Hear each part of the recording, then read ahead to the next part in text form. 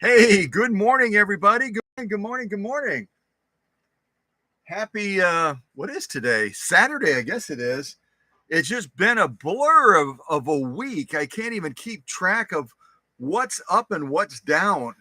It's kind of crazy. Um, I've been involved a little bit in some of the Copperfest activities here. And if you don't know anything about Copperfest, you're not alone. But it's a tradition in this area because at one point there used to be copper mines around here, and they harvested quite a bit of copper from this area, with this being a logging area as well. So every single year we have Copperfest, and it's like the Super Bowl for Oconto. It's like the Super Bowl. Everybody that's anybody wants to get involved either in sponsoring the event or making speeches at the event. It's a make or break type thing for a lot of people. If they don't get their foot in the door, they feel like they missed out on the opportunity of a lifetime. I'm kind of behind the scenes helping with a few things, and then also, uh, just getting involved where I can get involved. But we've had a number of people that have come to the event, to try to promote themselves and also to promote the event as well. And we've got all kinds of weird activities here. Weird in the sense of you don't hear about them every day.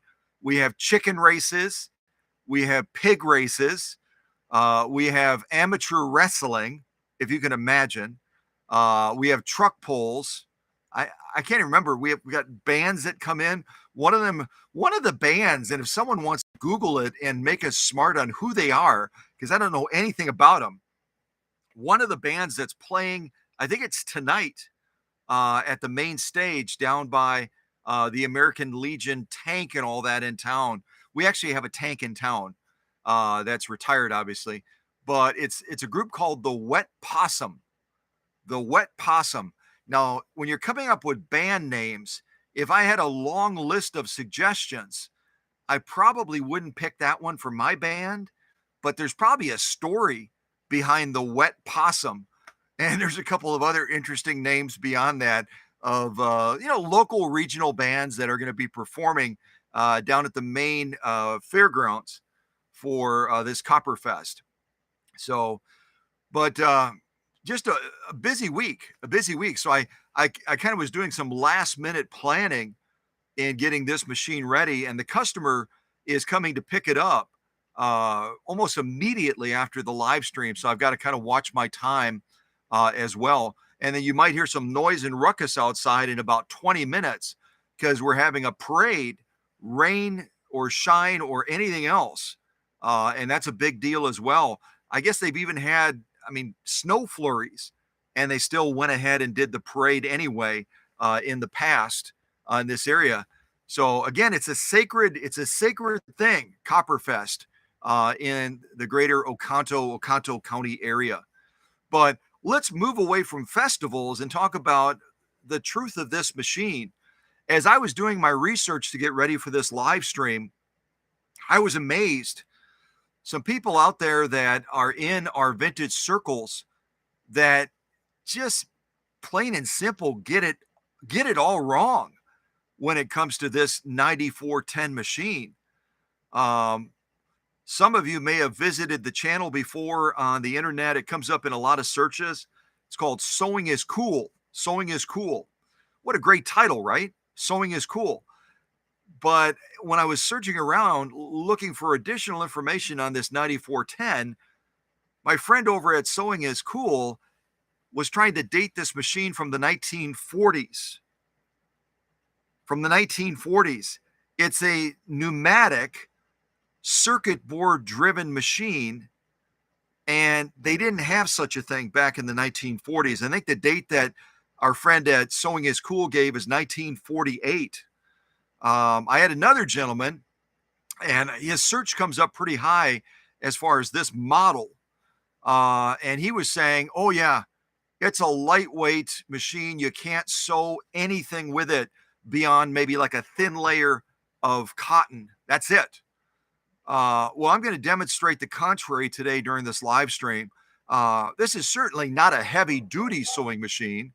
Yep, there's people getting ready for the parade near the workshop, and Hank is out on the sun porch up on his couch, poised, watching all the activity. And if he sees somebody he doesn't like, it warrants a bark. So you might hear him periodically through the live stream, issuing a warning bark that some weirdo, some strange person is going past the workshop porch area. And hey, I want to let somebody know. But yeah, I mean, just a lot of misinformation out there about this model. It doesn't seem like it should be that confusing. The one person from Sewing is Cool talking about 1948 as far as the date for this machine. No. If you look up the serial history numbers for Singer, the 9000 series numbers for Singer didn't even come up until the late 1970s. That was the earliest that the 9000 series for Singers came into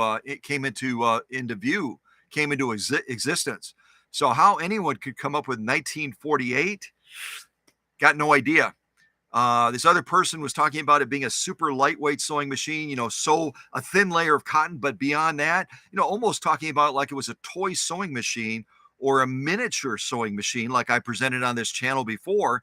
And guess what? On some of those live streams and videos, when I was presenting those Sew Handy machines and those little toy miniature machines, I was still sewing well above a thin layer of cotton. So, like I say, the internet's a wonderful resource, but there's so much bad information out there. And we as ambassadors from this channel need to get out there and spread the truth, especially after you see this live stream today. And I teach you a little bit more about this 9410. You're going to want to get out there and really, really spread the news about the truth behind this machine. Another person wrote, and this was probably the most bizarre thing, and if someone wants to, during the live stream, do some more digging and see if you can find anything at all to substantiate this claim, please do that. Please, please, please do that. I dug pretty deep. I couldn't find a thing to substantiate. One person claimed emphatically, passionately, that the 9410 is made out of the same material as a ceramic coffee mug. And that they had witnessed a video that they couldn't share the link of because it was a secret video. We're talking like conspiracy theory here, but there's this secret video out there that proves the point that the 9410 that we're going to be looking at today is made out of a coffee mug material, a ceramic material that was fired in a kiln somewhere. I don't know. It's a secret. Shh. And they witnessed this secret video where the machine was put into some sort of a compactor and it was crushed and it vaporized, not into pieces, not into fragments. It vaporized into a fine powder. I'm not making this up. Google 9410 singer. You'll probably find this person that's I don't know. There's a couple knives missing in the drawer. There's a couple, bulbs that are really dim on the chandelier, but I don't want to beat this person up because I'm sure that they're sincere about this conspiracy theory, but I couldn't find the video. I guess I don't have a high enough security clearance. I don't know. I'm not sure. But at no point while I was working on this machine did I feel inspired to have a cup of coffee in a ceramic mug. I didn't. What? I don't know. But the thing I'm trying to highlight is there's a lot of goofy people out there with goofy theories about machines, and you've got to verify information like that. You just do. Another feature on this machine that would not date it back to the 1940s is more contemporary rotary hook system with a drop-in bobbin as well. So removable throat plate, just a number of other features on this machine. Like I said, including that pneumatic circuit board over here, that pneumatic circuit board that controls the rate of speed in sewing on this machine would not have been technology available back in the 1940s.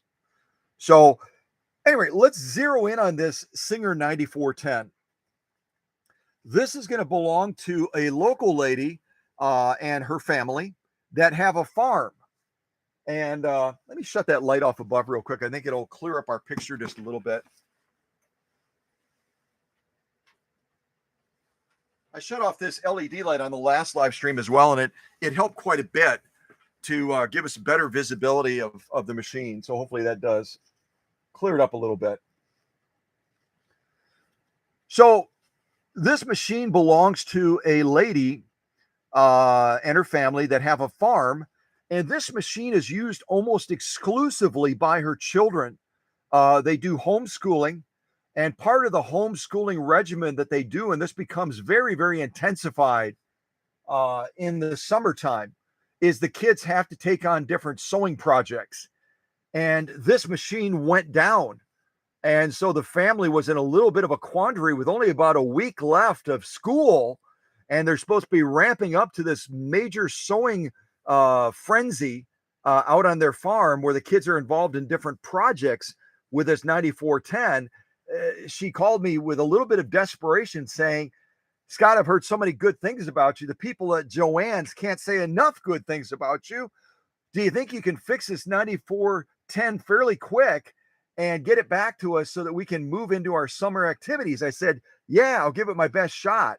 So we're going to be checking out how well I did today on this live stream. But the lady's first name is very unusual. It has Irish roots. I'm not sure if anyone else has ever heard this name before. It was new to me, and I visited Ireland and spent 10 days there when I was living over in Europe, and I never met a person with this first name. So I was apparently in the wrong circles. But her first name is Brigid, not Bridget, Brigid. Brigid, which is spelled Brigid, Brigid.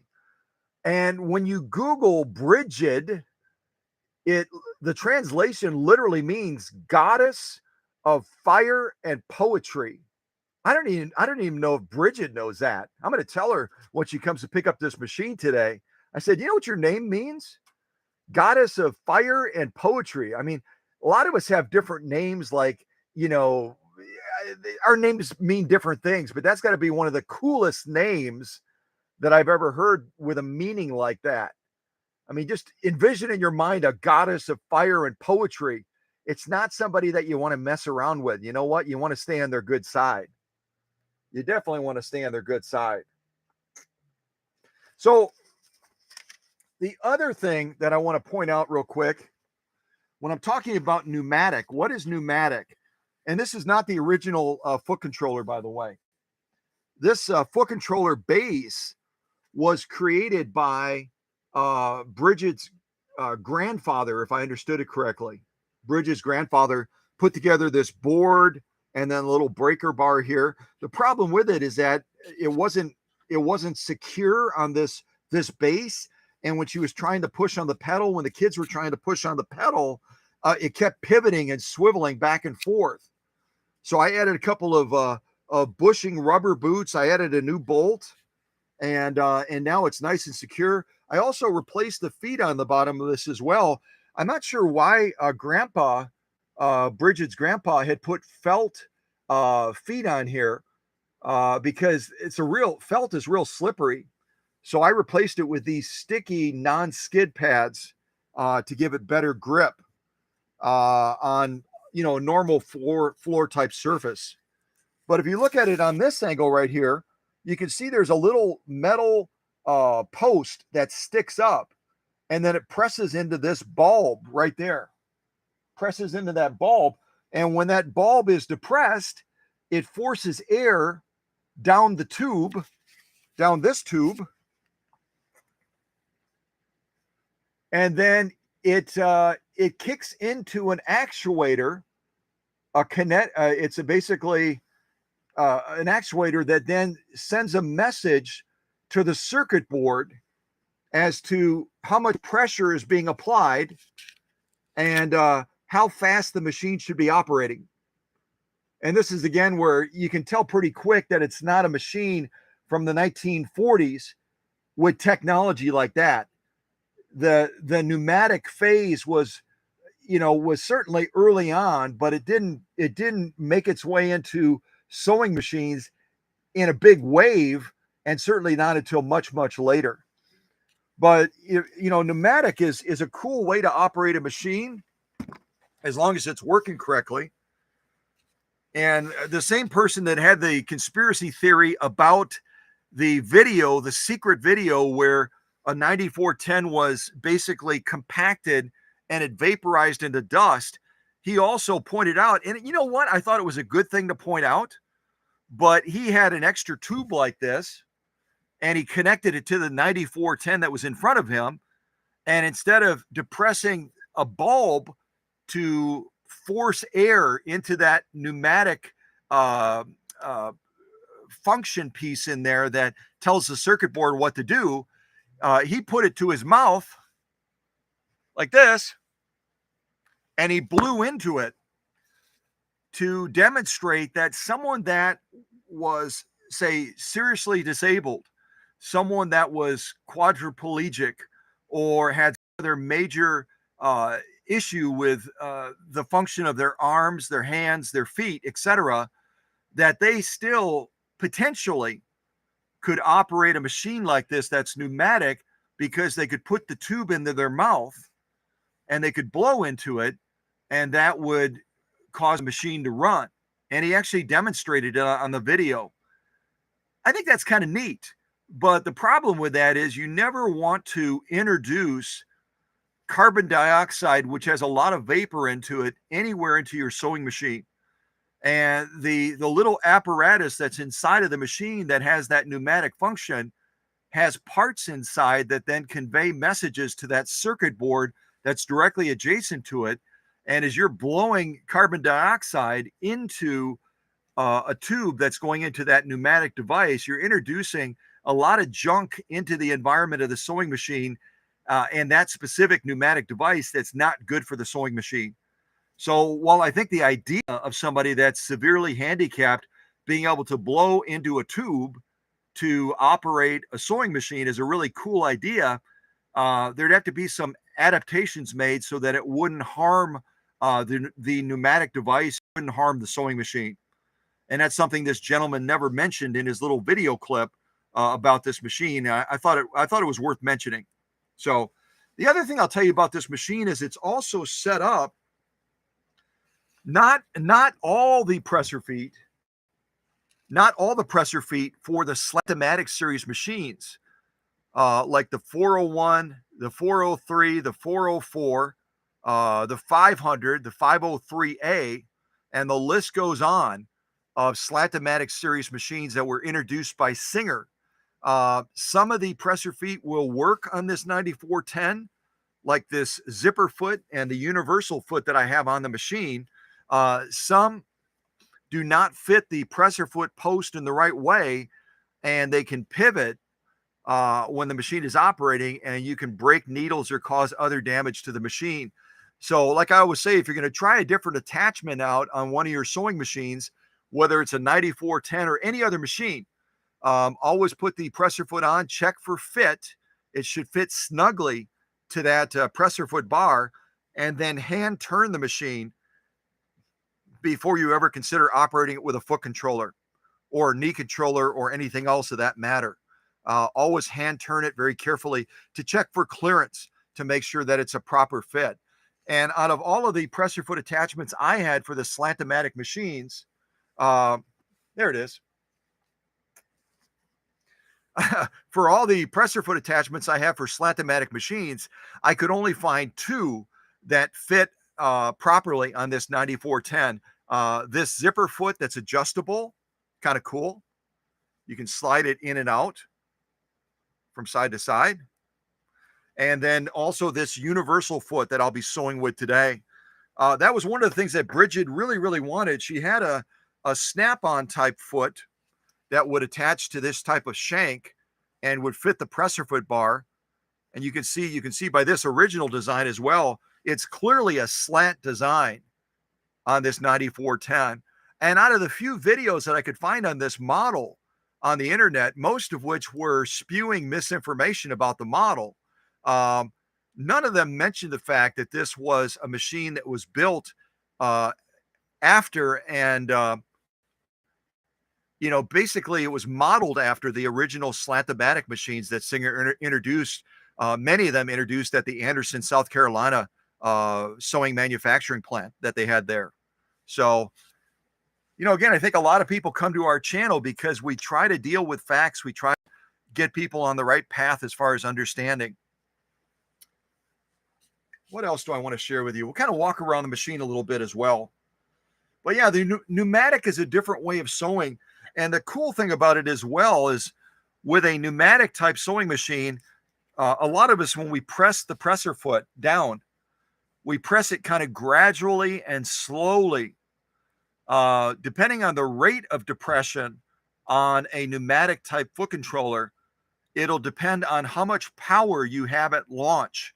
So if you want more power, if you're going to be sewing through something a lot heavier and you want to launch with a lot more drive, a lot more grit, you don't have to push it down to the metal. You don't have to push it all the way down, but you push it with a higher rate of speed, and it accentuates that pneumatic device to say, oh, wow, we got something important happening here. And it gives you a lot more speed, a lot more drive to get more power out of that motor as you're launching into the sewing process. So just take that into account if you're working with a pneumatic pedal adapted like this one, combination of Grandpa and Scott, or an original one that basically would just have a plastic cover on it. It looks like it looks kind of like this. I'll show you kind of what it looks like originally.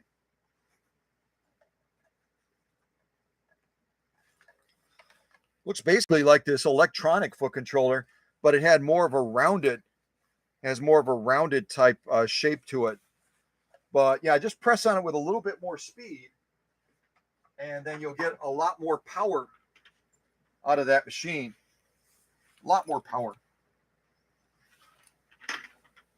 It just dawned on me in all of the busyness of this week, I did not, hold on a second.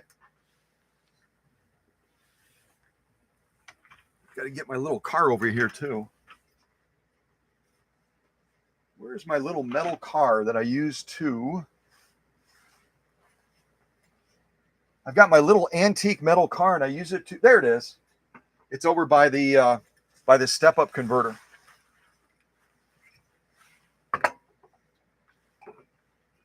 So what I was going to look at as well real quick, because I don't believe that I had done it.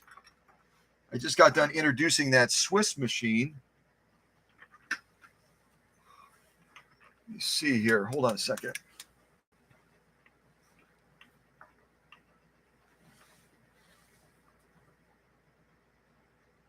Oh, yeah, that is the same. Okay. I couldn't remember if I was getting the amperage right, so I wanted to take a look real quick to be sure. So,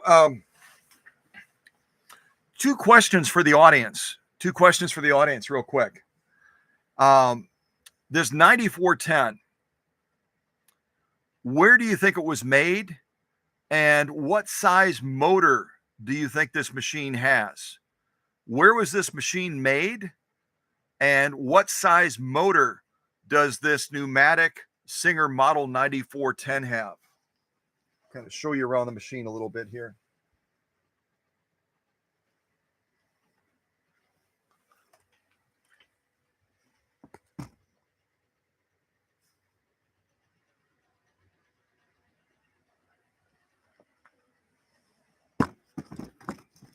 Let me look at the live chat real quick, see what y'all are saying.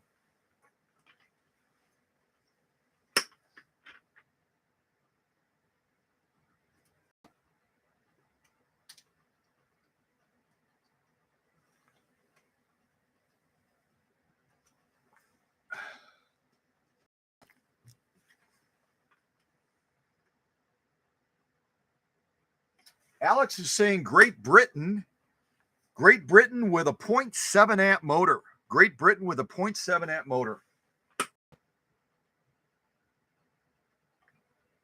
I'll give you guys a few more seconds to try to contemplate the question that I'm asking. Where was this machine manufactured? And what size motor does it have? I'm going to go through and greet the folks that are in the live chat right now, and then we will move on to some actual sewing with this machine, because I don't want to be late. To get down to the fairgrounds to watch some chicken and some pig racing early this afternoon. I'm going to leave almost immediately after the customer comes to pick this machine up. After Brigid comes to pick this machine up for her kiddos so that they can jump into their sewing frenzy for the summer. I'm going to head down there, and we have a little bit of rain in the forecast today. I'm hoping it isn't heavy, but even if it's heavy, I'm going to be down there shooting some video of chicken and pig races. We'll upload it to the YouTube channel as a premiere video, maybe as early as tomorrow, depending on how fast my connection is. Sunday, as a fun Sunday afternoon thing, you can catch a little bit of the activities at the Oconto Copperfest, including chicken and pig racing. Maybe I'll even catch some of the amateur wrestling too on video. See if I can do that. So.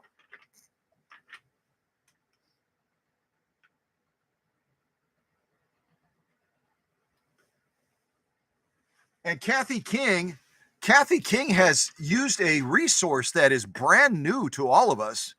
It's called Google. Oh, why not?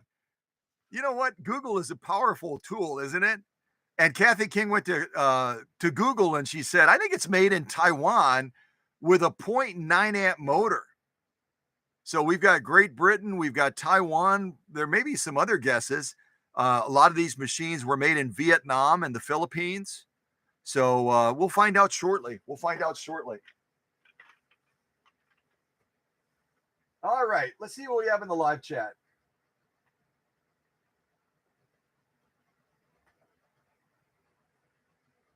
Oh man, my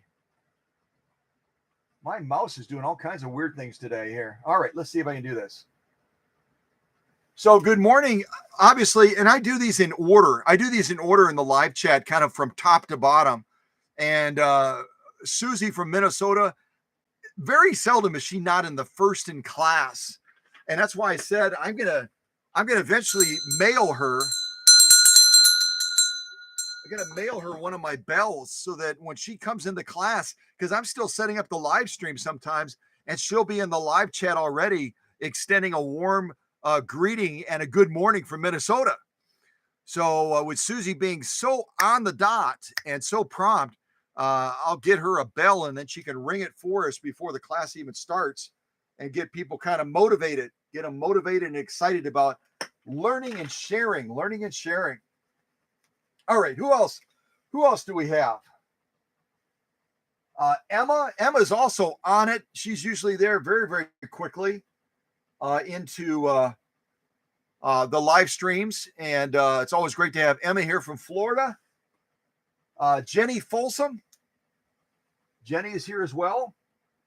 Alex from California. Good morning. Who else do we have? Candido from the great state of New York. Candido from New York. Good to see you, Candido.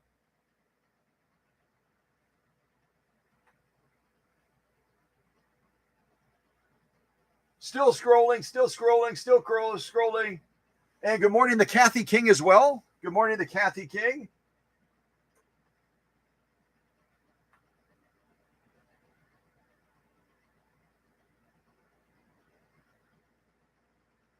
Still scrolling. Good morning to Christine from Canada. The Christine from Canada, eh?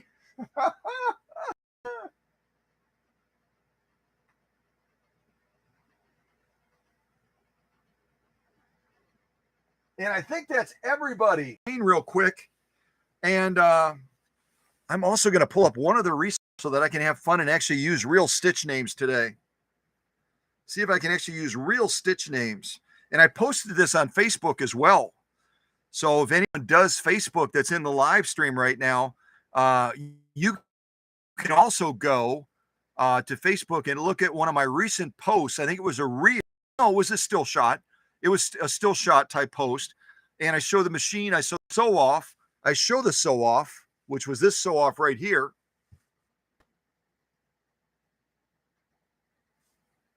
And then I also, at the same time, share pictures of the stitches that are in the manual. And the manual for the 9410 also covers other machines in the 9000 series that are going to have more stitches than this model. This is actually considered, well, based on the numbers, it's got 14 stitches, but I think they actually consider it a 10-stitch machine. I think it's actually considered a 10-stitch machine based on the breakout. But the definition of stitches, this is what I posted on Facebook here. And so when we do some of these stitches today, rather than making names up, which is a lot more fun, I'll actually be trying to attach the real name to the stitch, just to try it out, see how it feels. You know what I mean? Just to see what I think of it. But I'm not a real fan, as you know, not a real fan of using real stitch names. A lot more fun to create our own names. Okay, so let me walk you around the machine. I just hit the wrong button, and now I'm totally on another page. Bummer. Okay, I think I got it now. I think I got it.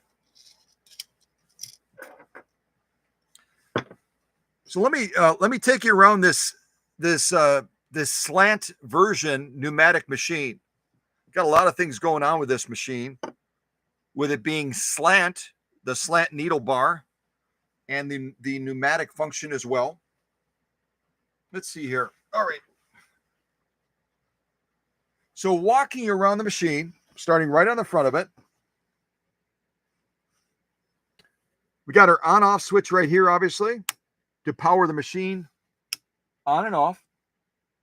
And I did replace the bulb on this for the customer. I did replace the bulb on this for Brigid, from the old incandescent to the LED. And it was interesting when I told her that I did that. She is like the first customer that I can think of in years that said, thank you so much for doing that. But I usually don't do too well with LED type lighting. I don't do well with LED type lighting. And so I promised her that I would give her her original incandescent bulb back as well, just in case she has to switch them out. But I explained that the LED bulbs that I get are natural lighting. They're a soft white. They're not glary. They're not, overbearing. They just do a really good job, I think, of brightening up the sewing space so that you can see what's happening down at the needle without feeling like you need to put sunglasses on or something like that. So on the front of the machine, we've got a real easy to access reverse. You can push it in. You can also push it in and lock it in as well. Kind of lock it in place. And then when you're done sewing in reverse, you can resume sewing forward again. Stitch length. And the stitch length also has a buttonhole setting as well, way on the far right-hand side. Again, like I said in the last live stream, I don't do buttonholes. So I always test the function off camera, but I never present the function on camera. And we all got a big laugh out of that the last time. As a matter of fact, Doreen said she had to rush to the bathroom because she was laughing so hard. She thought she was going to have an accident because of our joking around about my aversion to demonstrating buttonhole functions on live streams. I just don't do it. I just don't think it's not very inspiring. I can't imagine that there's ever been a small child that's in a room with a grown-up, and that grown-up is trying to get them excited about the idea of doing sewing. And their method to the madness is to demonstrate buttonholes. I don't think that would work. I think a decorative ornamental stitch would probably capture their fancy just a little bit better. I really do. So stitch length, right here, we've got a variety of different things going on. This control right here. We can select a stitch. So anywhere from a straight stitch, number 5, zigzag, blind hem, 3-point zigzag. We've got another type of stretch stitch. And these other ones have real names that I'll probably share during this live stream. But a variety of difference as well, stretch type stitches, and even a straight type stretch stitch as well, I think is what that's called. I'm going to look at my notes real quick here. That one is actually called a straight. This is actually called a straight stretch type stitch, straight stretch. See if I can find any of the other names and impress you. This is a rick rack. This is called a rick rack, number 13. This one is called faggoting. It almost sounds like a thing that could get you a lawsuit, doesn't it? Like from back in the day. What kind of stitch is that? It's a faggoting stitch. Yeah, I don't know. You better have a lawyer. Have a lawyer nearby if you use that term. We'll just call it like a bird foot. I think a bird foot wouldn't potentially offend anybody, but faggoting might. So, and then the one right next to it, let me see if I can see what that one is. Where is that one? Maybe it's on the other page. Hold on a second.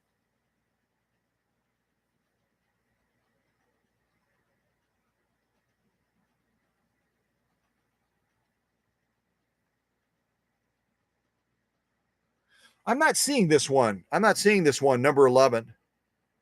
Anyway, we'll talk more about these. We'll talk more about these later when we're actually demonstrating them on the machine.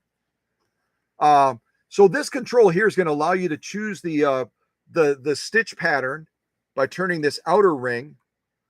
And also you can go to different auto buttonhole settings as well through it as well. They're built into this control as well.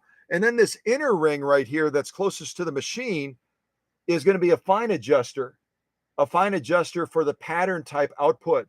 So if you generate one of these decorative stitches like 10, 11, 12, 13, or 14, and you don't like the way the pattern looks, maybe it looks too squat, maybe it looks too stretched out, you can use this inner ring right here going left or right to try to fine tune that stitch so it looks the way you want it to look. That's what that inner ring is for. So inner ring, a fine adjuster. Outer ring is going to give you access to the buttonhole functions and also the stitch patterns itself. Okay. This is going to be our stitch width over here. And also it's going to have a far right setting for buttonholes as well. So straight stitching is going to be all the way to the left. And then we'll set our selector also on 5, which is going to give us a straight stitch to do straight stitching. And then as we want to move into some of the other stitch patterns, we just adjust our stitch width and our stitch selector appropriately. And then we can get that stitch output from the machine. So threading the machine. Let's take a look at that real quick. Threading the machine coming off the top right here. And always if you're feeding thread sideways like this is not the ideal spool retainer right here. This smaller one that I have on there right now. Ideally, when you're using a retainer, you want it to be bigger than the circumference of the spool of thread itself. You always want the spool retainer to be larger in circumference than the spool of thread so that it allows the thread to move over that smooth surface instead of potentially getting caught on the rough edges of the spool of thread. And some of the spools as well have those little notches that are in the head of the thread where that thread is kind of seated in there before you pull it free to put it into use. And the thread can also get stuck on those little notches that are part of the spools of thread as well. So this is not the ideal setup, but it's the only retainer that I had in the workshop, and the customer had not supplied one at all. So this is the one that I'm using. It seemed to work okay off camera. Hopefully it works okay on camera as well, and the thread doesn't get snagged up here in any way. But we're going to come across here. Then we're going to go through this little thread guide right here, which you actually have to snap the thread into. You kind of grab the thread and you snap it down into this little tower. You'll actually hear it and feel it snap into place. Then you know it's secure. If you don't slide it in far enough, it could pop out on you in the sewing process. Then we're going to be launching right into this little track right here. Coming across the front of the machine like that. Down around the auto tensioner. Up through here. And the only thing that makes me a little bit nervous about this model 9410 is when you thread this machine, you cannot see the take-up arm. The take-up arm is concealed behind this piece right here. And so when you draw it through, you have to go on faith that you have that thread through that take-up arm appropriately, and you're going to have a proper threading of the machine. And that is one of the things that was mentioned multiple times I saw on the internet, is where people that were presenting this machine in one way or another were talking about how often you can not thread this machine properly because of the fact that you can't see that take-up arm. And when you draw the thread through, you might get it, you might miss it, depending on where that balance wheel is and where that take-up arm is positioned at the time. So I always say, just make sure your take-up arm is at the highest position, and then you're more likely to catch that take-up arm when you thread the machine coming through. So you then come around this little bend right here on top where that little arrow is, drop back down through here. And there is, interestingly, there is a thread guide on the inside of the faceplate right behind here, but there's no thread guide to put the thread into down here at the needle on this model. The thread just drops down and you thread the needle from front to back, and that's it. And it seems to operate fine, but I would expect to find an additional thread guide down here right above the needle where that thread could be secured. It doesn't have it. And maybe that's just a matter of this model doesn't have it. Maybe some of the models that they made later on in the production series, maybe they added that because they experienced some challenges with it. Who knows? Then we have an open door here so we can look in right away, see how much bobbin thread we have. You can see right there, we've got a fairly full spool. And if we have to wind another bobbin during the process, I can certainly do that. This has a rotary hook system, which means as the machine is operating, it's going in a full circle around and around and around. And we can take our throat plate cover off by just pulling it up and rotating it out for cleaning out the feed dogs, making sure that the machine is kept clean and tidy. And underneath the bobbin, there's a center hole that you really do need to make sure that you're lubricating that about every 4 hours of sewing. There's no pads in the raceway area on this model. So there's no ability to have a wicking effect where the machine can lubricate itself. And some of the components in the raceway and below the raceway are really thirsty for oil. So you want to make sure that periodically you pull that bobbin out, and you'll see that little center hole drop about 2 or 3 drops of oil in there. It'll lubricate the raceway, it'll lubricate the hook system, it'll lubricate the components below, and it'll have a subtle wicking effect to keep that space nice and slick and operating top notch. Okay. What else? When you're doing maintenance on this machine, there's a couple of screws underneath the free arm right here that become a collection point for all the fluff and all the lint and all the junk and all the pins and everything else that you drop. So you'll want to pull this little cover off. It's real easy to access it. I'm feeling right now to remember, there's one bolt, only one bolt that holds this cover on the bottom of the free arm. And you'll want to tilt the machine back, kind of rest it carefully on the balance wheel, and or you can tilt it back as well, rest it on a little pillow like you've seen me do, and then pull this off and clear that, and also do additional lubrication down here as well. The same thing is true of the faceplate. There's a single bolt that holds the faceplate on, and then you'll want to take that faceplate off. And it's a little bit difficult to get to the lubrication points because of the lighting assembly set up on here, the way it holds that bulb. It kind of gets in the way of getting into that needle bar area and getting into some of the other moving parts that come off of the main shaft. So you might have to take that light assembly off if you want to do a real thorough servicing of the faceplate components on this 9410. Takes a little bit more effort, but it can really make a difference in how well your machine performs, because all of that inertia coming from the motor across is going to be lost if it hits a roadblock right here with these components being dried out and or dirty and otherwise impaired. So take the extra effort. Take the there's 1, 2. I'm trying to remember. I showed you that in the reel. The light assembly off. I think it's four bolts that hold that light assembly on. And don't be alarmed, but when you take the light assembly off for deep cleaning and for a thorough servicing of the faceplate components, this piece right here that blocks the free arm view also comes off as well, but it goes back on very easily. So don't be concerned about that. Don't be concerned about that. Upper tension control right here. There is an auto set. Again, as machines age, that auto function really loses its purpose because the components start to get worn, they start to get stretched, and otherwise they get affected by age and by use. And so you might have to go a little bit above that auto range or below that auto range to get the right stitch quality. Nice lifting handle here as well, so you can transport the machine around a little bit more easily. Also, to service the top of the machine, you can take out a bolt here. Let me show you. Take out a bolt here, and you can take out these 2 bolts, and then you can lift this entire cover off to service the top of the machine. Again, I showed that in some of the reels on Facebook if you want to take a look at that and just see the components that are on the inside of this machine. When you're winding a bobbin, you're going to come off of the only spool pin. There is another auxiliary place you can put a spool pin here, and then you would come off of this spool pin. You would come clockwise around this tensioner and then come back to the winder right here. Just engage it like this.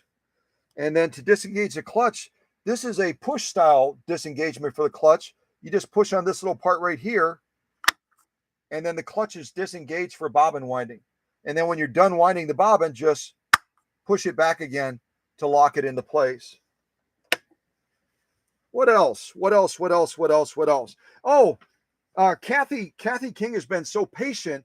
Kathy had given a good answer based on a Google search, and her Google search was absolutely spot on. I'm going to show you the data plate on the side, and you'll see that this machine was made in Taiwan. And that also tells you, with this machine being made in Taiwan, along with all the other things I already pointed out, there's no way this machine is from the 1940s, because the Taiwanese machine movement started much, much later on, into the 1960s, even moving into the 70s, when a lot of the machines started getting manufactured over in Taiwan.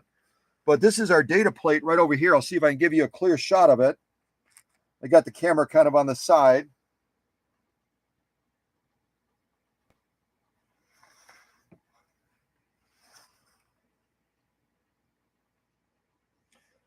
So the power of Google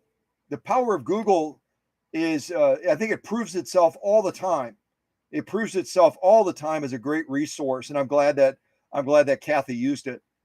So this does have a 0.9 amp motor. That's a pretty strong motor for a machine that, according to some of my colleagues out there propagating misinformation through some of their videos, that you would have a 0.9 amp motor. A 0.9 amp motor, which is bigger in the Singer class than the 201-2, bigger than the 1591, bigger than any of the Slantomatic machines that would have a similar presser foot style to this machine. And that's where, again, I would say, why in heaven's name would Singer give us a 0.9 amp pneumatic machine when all we can sew, according to some people on the internet, is a thin little piece of cotton, nothing more. Treat it like a toy machine, like a miniature machine. That's a chain stitch machine, and don't do anything heavy duty. No, no, no, no, no. Well, we're gonna disobey that order today multiple times in demonstrating the strength of this machine as well. Okay, light back on. Let me look at the live chat to see. I haven't gotten any text messages, so I'm assuming that there aren't any questions that I need to respond to, but I'll see if there's anybody else that I can quickly say good morning to, and then get into this machine so that you can see the capabilities of this machine, and maybe be inspired. Maybe be inspired to look at, if you're out and about and you see one, and you might even spontaneously, before you catch yourself, you might even spontaneously say something across the room as you catch eye of a 9410, something like, "Hey, there's the coffee mug machine." And everybody will look at you like you are a nut job. What do you mean, a coffee mug machine? And then you can tell them about the urban myth that the machine is made out of the same ceramic material that we make coffee mugs out of. And if you find the secret video, you can watch them crush a 9410 and it vaporizes into dust. You know, I'm going to keep looking for that video. I'm going to keep looking for it. I really am. See if I can find that video. Really want to see that video. If I can find it, I'm going to repost it on this channel, and I'll give credit so that I don't get a copyright strike or something like that. All right, who else do we have? I don't think we have anybody else really right now.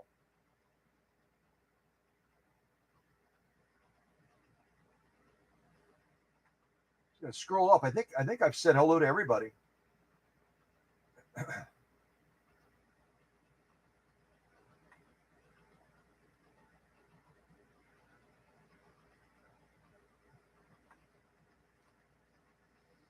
Yeah, I don't see anybody. I don't see anybody new in the live chat. So, all right. So at this point, I'm going to shift over to the machine fully because I do have the customer coming soon. And I know Brigid is very, very excited to get this machine back so she can put the kids to the work, to work on projects and that. I'm not sure. Excuse me. I'm not sure about other. I'm not sure about other schools across the country, around the world, but our schools just let out this week. Just this past week on Thursday, I think it was. Thursday was the last day of school for kids. So yeah, the kids are back on the farm right now with Brigid and her husband and family, and they're probably going, "Are we going to get our machine back today, Mom? Are we going to get it back? Are we going to get it back? Are we going to get it back? Are we almost there? Are we almost there? Are we almost there? Are we almost there?" Yeah. And Bridget is going to turn around in the car and say, "Don't make me turn the car around. Don't make me turn the car around." She's going to say that. She's a nice Christian lady, but you know what? You push her too far.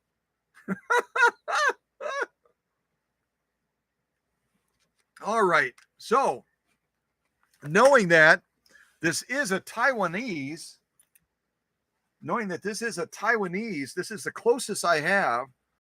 This is the closest I have to a representative from Thailand. So I'm going to bring her out today and let her kind of represent the beautiful country of Thailand, where this machine was made, not in the 1940s. It was not made in the 1940s, not even close. So, all right. Let's get the camera closer, and I will try to put this machine to work. And this, oh, I didn't talk about setup. Oops. Did not talk about setup. So setup on the machine today is going to be my go-to needle. And if we ever have a contest during the live stream and I ask the leadership team to throw out some questions that people have to try to answer. And one of those questions might be, what is Scott's go-to needle? What is his go-to needle? It's none other than a Schmetz Universal 9014. A Schmetz Universal 9014 needle. So that's what we'll be using in this live stream today. And then our thread is going to be from Joann's. It's going to be that Coates and Clark, general purpose type thread. I think it's got a, what is it? I'll show you on another spool. This is a thread we're using right here. It's a dual duty XP thread. Good all around sewing thread. It really is. It's not a cheapy type thread, but it is relatively inexpensive, especially if you buy thread from Joann's on the weekend. You buy 3 of these and you get 2 free. So you walk out of there with 5 spools of thread, only having paid for 3, which I think is a heck of a deal. All right. So the sew-offs we have today, we're going to be sewing on, got some really good feedback on this. What color is this? I was about to say burgundy. Maybe that's not right. What color would you call this? A lot of good feedback. People really like the way the stitches present on this color of 100% cotton. And again, I buy this in little packets from Walmart in the sewing section. It's part of their fat quarters. And they used to be 99 cents. You'd get a nice chunk of material, 100% cotton, that I could use for multiple live streams. And now they bumped it up to, I think, $1.25. $1.25. It's outrageous. Yeah, it's crazy. But I still buy it because it's really helpful. So, but anyway, whatever color you would call this, we're going to be using this today. Got a little stiffener in there because we're going to be doing some decorative type stitches with this 9410 as well. Then I've got some of this ribbon material, which is velvet based. We're going to be doing some stitching on this ribbon material as well. I've got some, and this is where I'm going to totally freak out this person that has a video posted about this machine where they said it's an incredibly lightweight machine, only sew like a thin layer of cotton. Well, we are rebels at Cow Country, so we're going to be sewing saddle grade leather. And I can tell you this, by the weight of this machine, it's not a featherweight machine. It's a heavy machine. And going through the machine from top to bottom and from bobbin to balance wheel, it's forged steel throughout. It's built like a tank. It does have some Teflon style gears, but all of the Singer machines, even the vintage machines, have Teflon styled gears as well. And they're incredibly long lasting gears. They're built incredibly well. So I don't anticipate any issues at all with going through saddle grade leather with this 9410. So we're getting ready for the parade, or the parade is going on right now in Oconto. Somebody's got some boom boom music out front. I don't know if you can hear that or not. They're right out in front of the workshop going, I'll bet you Scott's live streaming right now. Scott is live streaming right now, and I want to share my music with his audience. I want to share my music with his audience. And I'm surprised Hank isn't barking at that individual. Surprised Hank isn't barking at that individual. And then I also have protected full grain leather as well. Protected full grain leather. And again, either one of these leathers, you look at them from the side, you're talking about anywhere from 3 to 5 ounces of leather. So this would not meet the criteria of this other individual's demand of saying don't use the 9410 for anything resembling heavy duty sewing. Don't do it. Well, I'm going to do it anyway. Okay, I just heard a text message from Emma, so I'm going to check to see. Emma's trying to get my attention.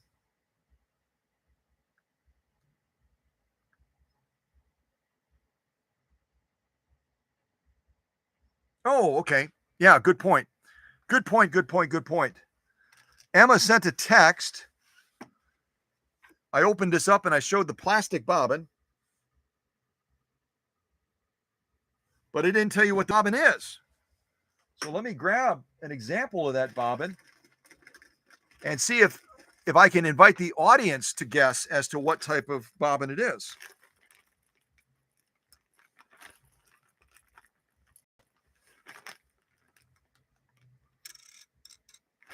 Now, how many of you have ever seen a gold bobbin before? That's actually metal. It's actually metal, and it looks like it's gold plated. Straight up, serious.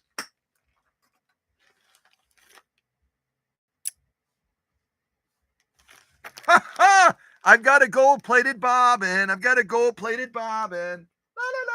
la la la la la la la. So I've got a gold plated bobbin that is the same and will work in this machine. Got a later version of that same bobbin that's in regular metal, not gold plated. And then I've got a very early version. Where is it?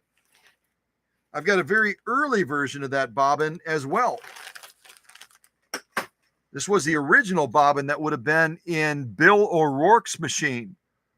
Bill O'Rourke's machine would have taken this bobbin, and then the later models that take the same type of bobbin would have taken a bobbin like this. Give you a close-up look of those.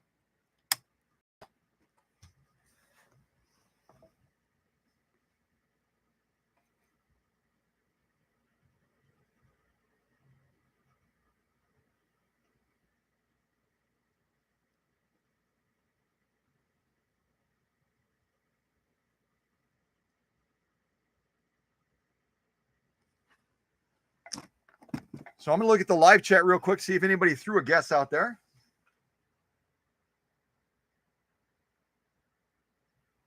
Kathy King is saying a class 15.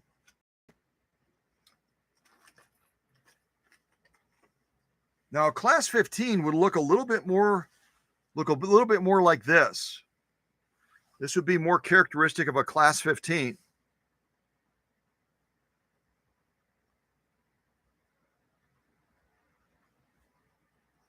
And there's different styles of the class 15 as far as the number of holes. See if I can find another flavor one.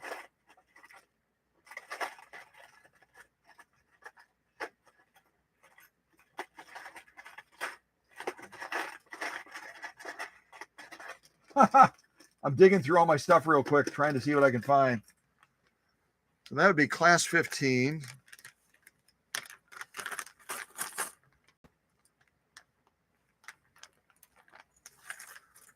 This is also a class 15. Got it in my little bag here.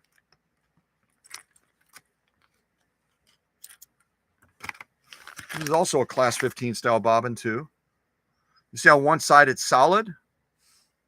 The other side it's got holes on it. Larger holes in this one. You see how they differ?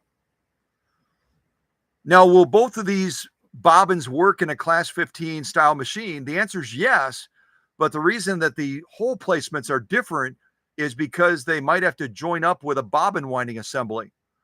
And there's usually a small pin that has to fit into these holes to allow that bobbin to stay in a fixed position so you can wind it. And so they're going to differ a little bit as far as their design and setup. So one class 15 bobbin might work for winding on more than one machine. It might work only on one machine. So they can differ quite a bit.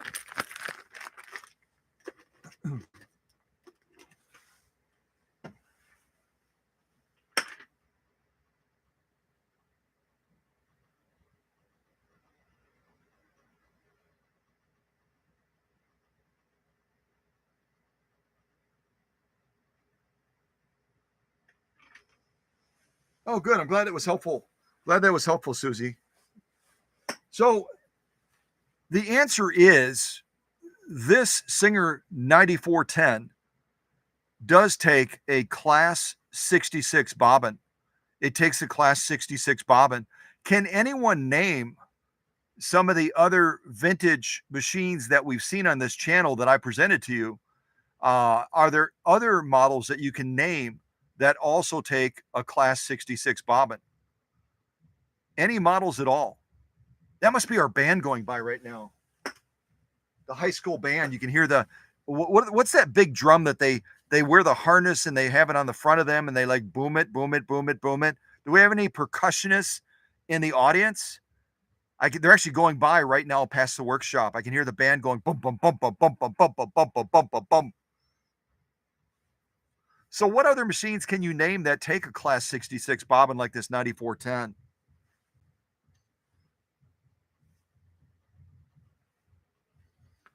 Yeah, this gold plated bobbin is really a curious thing for me. Has anyone ever seen a gold plated bobbin before? Really interesting.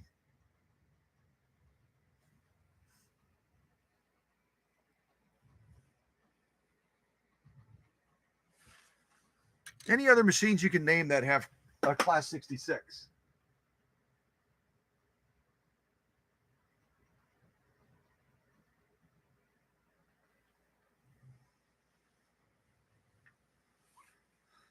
Yeah, the 99, 99K, the Spartan, which is the 192K. So we really have three models in that 3/4 size class of machines that can all use the same bobbin, the 99, the 99K, the 192K, which is the Spartan, also the 201-2. The 201-2 is also going to take a class 66 bobbin. The Rolls-Royce of Singers, the Rolls-Royce of Singers uses the same bobbin that this 9410 does. So you'll find as you work with different machines, and again, the owners are going to know that machine the best. The owners are going to have that intimacy, like I talk about with that machine, an intuition, an understanding of that machine better than anyone. Now, some machines will prefer a plastic bobbin. The plastic bobbin's a little bit lighter in the raceway and in the bobbin case, the drop-in bobbin case. Others will prefer a metal one. So if you acquire a machine that requires a class 66 bobbin, you'll want to try both and see which one you get a better result with that specific machine. And it's not the model, it's the machine itself. Maybe when it was produced, maybe other uniquenesses of that machine in the manufacturing process that for whatever reason it prefers metal over plastic or prefers plastic over metal. I mean, it's just going to depend on the machine. So you have to kind of try it out and see what you find out. I almost wanted to say plastic or paper or plastic. Speaking of that, I need to go to the grocery store and pick up more pears. Yep, I got to write that down or I'll forget. So yeah, class 66 bobbin, class 66. All right, let me drop that back in the bag. And if anyone wants, if the leaders for fun, and I don't want to put the leaders on the spot. I don't want to put the leaders on the spot, but if anyone in your collection of machines, because we've all seen the standard bobbins, we've seen the black bobbins that would have been manufacturing during war times. They would have used a different type of metal manufacturing. This is the only gold bobbin that I have, class 66. If the leadership team wants to come up with a contest, either in this live stream or in a future one, I'll hang on to this and they can give away my golden bobbin. I'll mail it anywhere in the world. If the leaders come up with, a question, something else as a little mini contest, then I'll go ahead and give away this golden bobbin. Okay. Maybe they're more common than I think, but I've never seen one before. Okay. All right, let's get to work. Let's get to work so I can get over and watch some pigs and chickens race each other. I hope they're not betting on them. We'll probably have like a police raid or something. Wouldn't that be something to read about on e-news or even in a paper? You know, cow country guy arrested with a group of people at a chicken race or at a pig race. Yeah, that would be almost as difficult to believe as this mysterious video where they crush this model that we're looking at right here and it vaporizes into dust. Yeah, I don't know if anyone would believe that one. Maybe they would. Okay, all right, let's get busy. Let's get busy. So, what do you guys think we should start with? Should we start with leather?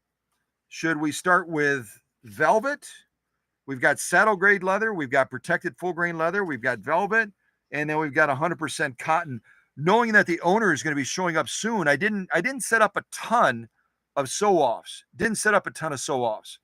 So if someone wants to type into the live chat, someone other than Emma, I'm going to put Emma on the spot because Emma is always jumping out there, and I love that about her. I love that about her enthusiasm, her gusto, her I don't think you can say that a woman has moxie.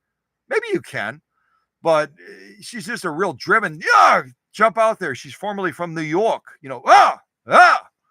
So yeah, anyone but Emma. I'm going to cut Emma out of this one and saying anyone else, if you want to voice an opinion as far as what we start with, do we start with leather, start with 100% cotton, start with velvet, and then we'll go ahead and jump into this 9410.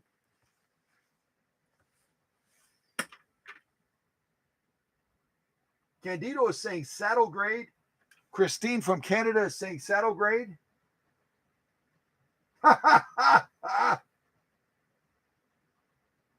Susie said saddle grade. Too late. Emma's so funny. Emma's like, man, you got to get faster. You're going to try to shut me down, dude. You better move faster. Yeah, you better move faster. All right. So now the big question, let's see here. The big question, do we start with a basic straight stitch? Do we start with a zigzag? Do we launch right away? Into these stitches that are built into the machine? So let's get some input on what stitch on the saddle grade we should launch with.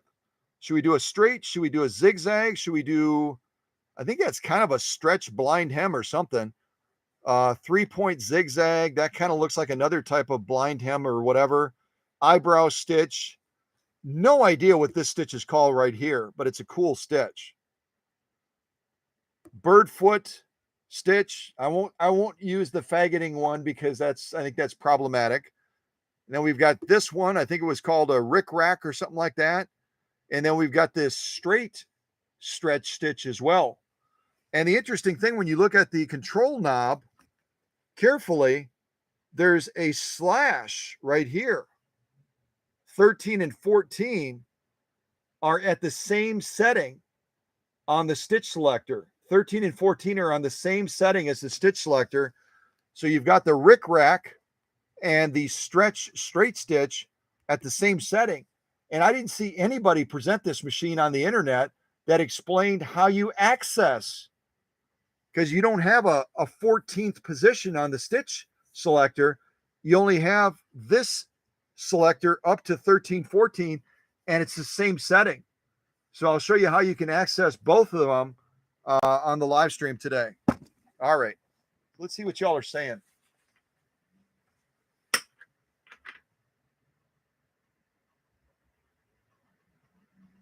Emma's at it again. Hey, one of you leaders that's here, Christine or Candido, just throw Emma into a 300-second timeout, would you? I don't know if a moderator throw another moderator into a 300-second timeout. Why doesn't Christine or Susie, Christine, Susie, or Candido, move your cursor over by Emma's name and the three little dots, and tell me if it gives you the option to throw her into a 300-second timeout. I'm not suggesting you do it, but I'm just curious if you can. So, oh, you can do it? Really? I didn't know a moderator could throw another moderator into a 300-second timeout. That's pretty cool. That's pretty crazy. You guys have so much power. Power. Feel like I want to be an Avenger right now. An Avenger. Power, power, power, power. Ooh!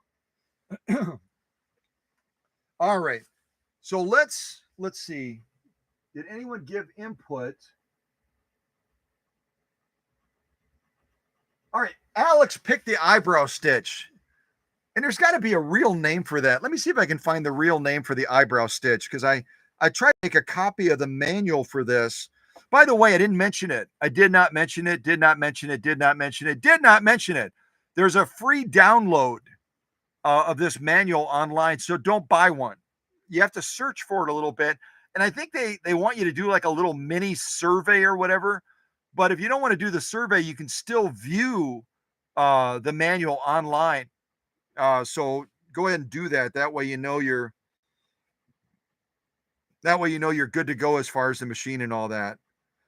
All right, give me a second here. Let me see if I can find it.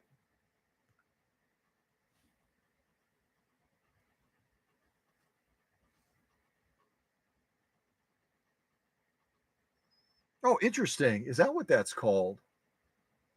Let's see if it shows that again.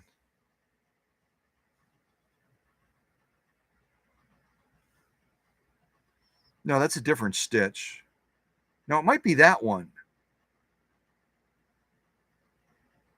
Yeah, you know what? The mystery stitch that is number 11, I think it was Emma that said it is a stretch over edge, and that's what the manual says as well, a stretch over edge.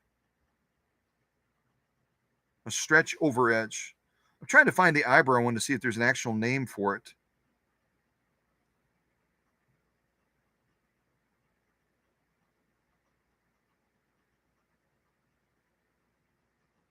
Oh, there it is. So the eyebrow stitch is called a crescent. Did anyone know that? You probably knew that already, didn't you?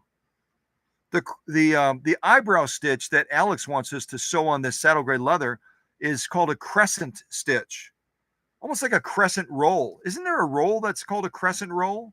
Am I wrong? I'm not a baker. I would like to become a baker, maybe when I retire someday, because baking is cool. You can do other things while stuff is baking. You don't have to just sit there and stare at it. You can kind of like let it do its own thing a little bit. But yeah, I can make some crescent rolls. That would be fun. I know that Candido and Rachel out in New York are bakers because they bake some wonderful items. They made some wonderful items that they sent to the workshop. Yeah, there's all kinds of names, isn't there? I think I'll stick with our names. It's a whole lot easier, isn't it? A whole lot easier sticking with our names. All right, so let me set it up for the crescent or the eyebrow stitch that Alex from California wants to see. So the first thing we'll do, we'll kind of go left to right a little bit. We'll move our stitch width to somewhere right around there, probably like 3, a little bit over 3. Could go longer. Yeah, we'll start right there. See what we think. Then we got to take our stitch selector right here, and we'll take it to 10.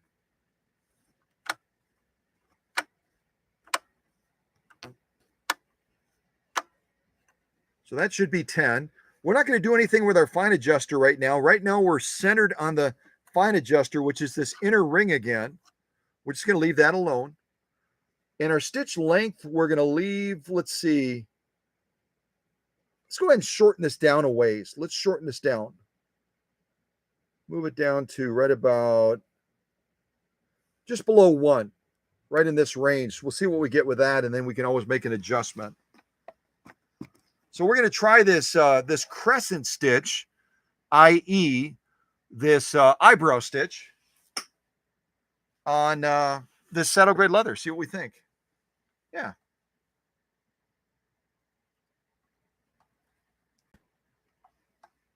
Just making sure. I had pushed that plunger on the end to demonstrate how you engage it for winding a bobbin. I wanted to make sure that we had main shaft movement again. It looks like we do. Okay, so again, I'm going to be pushing on this pneumatic foot controller. We're sewing leather. I'm going to give it a little bit quicker of a push to try to give a little bit more power to the machine to go through this leather. Hopefully I'm successful. I did not test this off camera, so we'll see what happens. Almost got it. So close. Oh, I got to do something really important, and that is I've got to remember that on this machine, if I shut off the light, then I shut off the power. Some machines, the light is independent. On this machine, the light is dependent on this power switch. So we're going to have the light on unless I try to take the bulb out. So hopefully we can see okay what's happening down in the sewing space, because I need that switch on to be able to sew on this machine. All right, we get that lined up. I think that'll be okay. Hopefully. All right, here we go. Now we'll launch. I'm going to check all my settings. Eyebrow stitch number 10.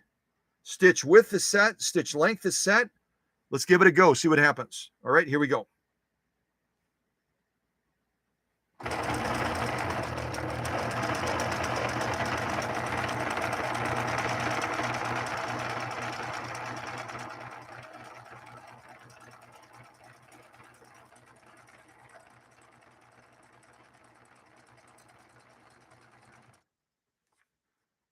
Okay, now the person that posted that video and said all I can sew is a couple thin little layers of cotton like this is now probably dialing 911. They're dialing 911 right now, because what in the heck is going on in Oconto, Wisconsin? Other than Copperfest, what the heck is going on in Oconto, Wisconsin that rebel cow country guy just sewed, at the request of his friend Alex from California, an eyebrow stitch on saddle grade leather? Really? What the heck is going on? Hank is going to come through the floor thinking I'm getting attacked or something, hearing me yelling like that. Jiminy Crickets, Jiminy Joe. Why don't we go? So again, Singer is generally smart. They're not going to give us a 0.9 amp motor so we can sew 2 thin layers of cotton. Doesn't make any sense. They're going to give us a 0.9 amp motor so with the appropriate needle and setup, we can do an eyebrow stitch on saddle grade leather. Yeah. I could have made that even shorter. I should have made that shorter to tighten that pattern up a little bit more. Can you see that? Should have made it a little bit shorter.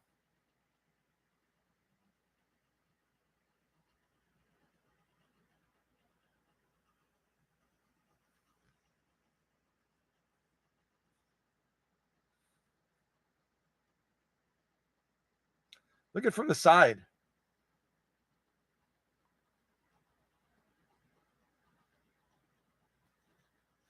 This side's even thicker.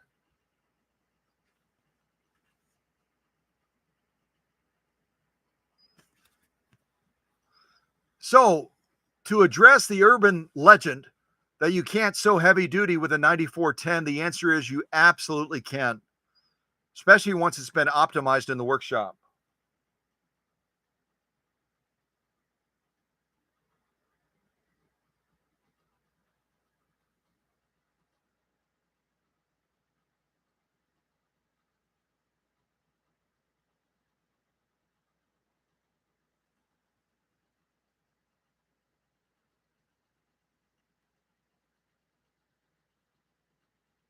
And this is without the benefit of a leather needle. We're using a universal needle by Schmetz. We're not using a leather needle. So some beautiful stitching. What is the lock stitch going to look like? It's going to be gorgeous, of course. Hello. It's going to be gorgeous. There's our lock stitch right there.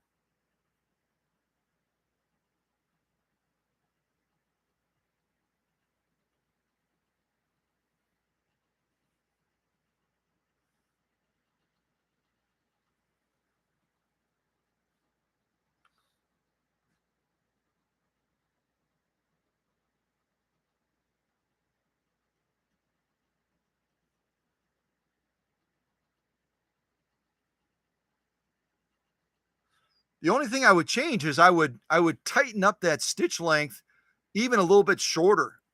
I think we were right around by, just a little bit below 1. We should have gone down tighter and sewn it like at 0.5. 0.5 would have been spot on. And then we could have tightened this pattern up even more. So we can either do another stitch on the saddle grade leather, or we can move into some of the other materials. We've got protected full grain leather. We've got this velvet material, 100% cotton. What would you like to see next, and what stitch would you like to see next? These are our stitch options right here. Obviously a straight stitch. We've got number 6, number 7, number 8, number 9, number 10, 11, 12, 13, 14. We got all of those options. So let me know what material and what stitch. And if the moderators have taken Emma on her 300-second timeout, then Emma can give input as well if she wants. I've got to pick on Emma because I've actually had a chance to meet Emma down in the Naples, Florida area. Met her family as well. Sweetheart of a gal. Absolutely love her to death. And I gotta, what do they say? If you don't like somebody, you're not going to pick on them. So I got to pick on Emma a little bit. You know what I mean? I pick on Christine. I pick on Susie a little bit. Haven't picked on Candido much. I got to work on that because I love all of you. I appreciate all of you so much. So, all right. So let me see what y'all are saying. See what y'all are saying as far as material and stitch. We can certainly sew more on saddle gray leather. I'm not trying to push you away from the saddle gray leather at all.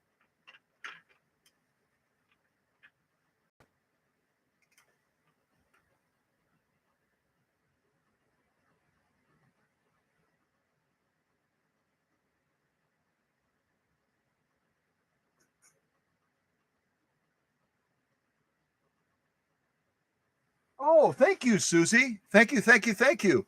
Susie posted a link for the stitch options. That's awesome. Very, very good. Thank you for doing that.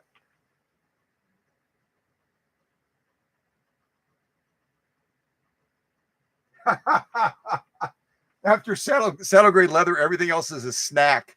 How funny is that?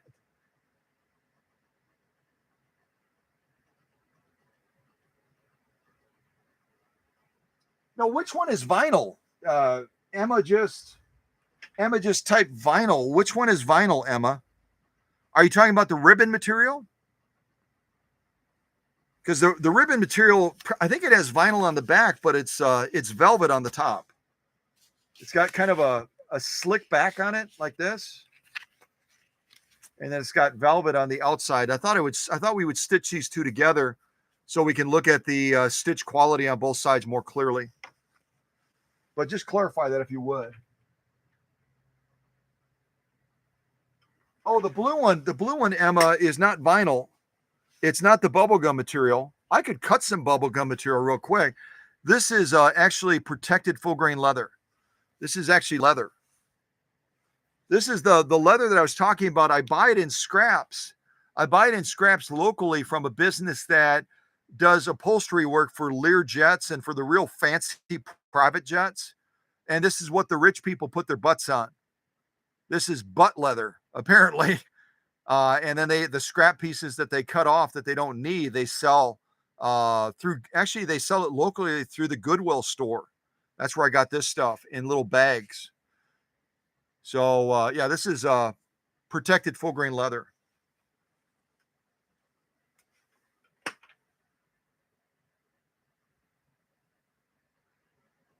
Okay, so let's see, number 11, stitch number 11 on the protected full grain leather. And we can go back to saddle grade again.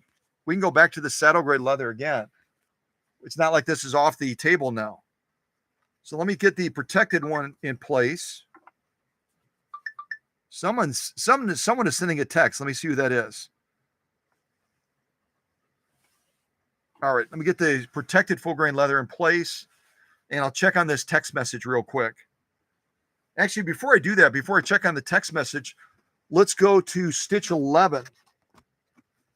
which this is the one that Emma looked up. This one here, I think it is the one that she looked up. It's whatever it is. I just think it's a super awesome, cool. Are you kidding me? Stitch.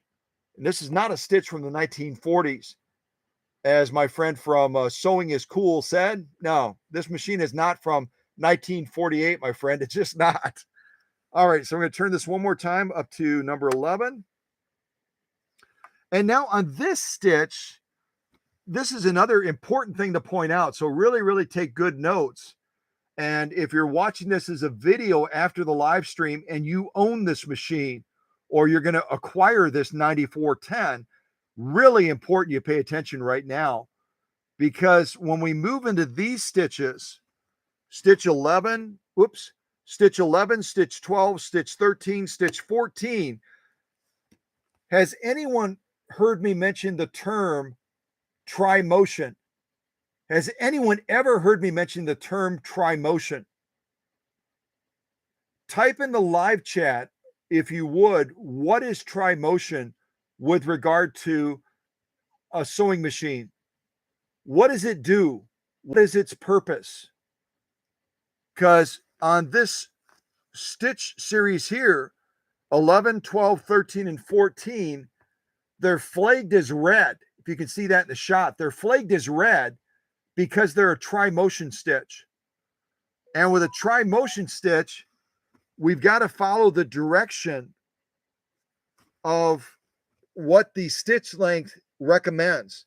And that means on stitch length, instead of going really short, like we just did with the stitch that Alex picked from California, that crescent stitch, that eyebrow stitch, with a tri-motion stitch, we've got to go long. We got to set the stitch length long so that the feed dogs, well, I better shut up or I'm going to give it away. But I got to move it all the way over to here. All the way over to this red range. See that right there? This is for the tri-motion stitches, stitch number 11, 12, 13, and 14. So I'm going to look at the live chat real quick to see if somebody nailed it. See if somebody nailed tri-motion. A lot of people don't understand it. A lot of people don't even know that it exists.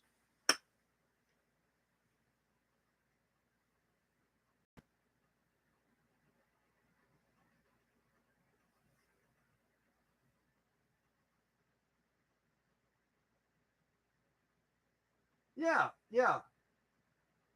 So both Susie and Emma are in the right ballpark.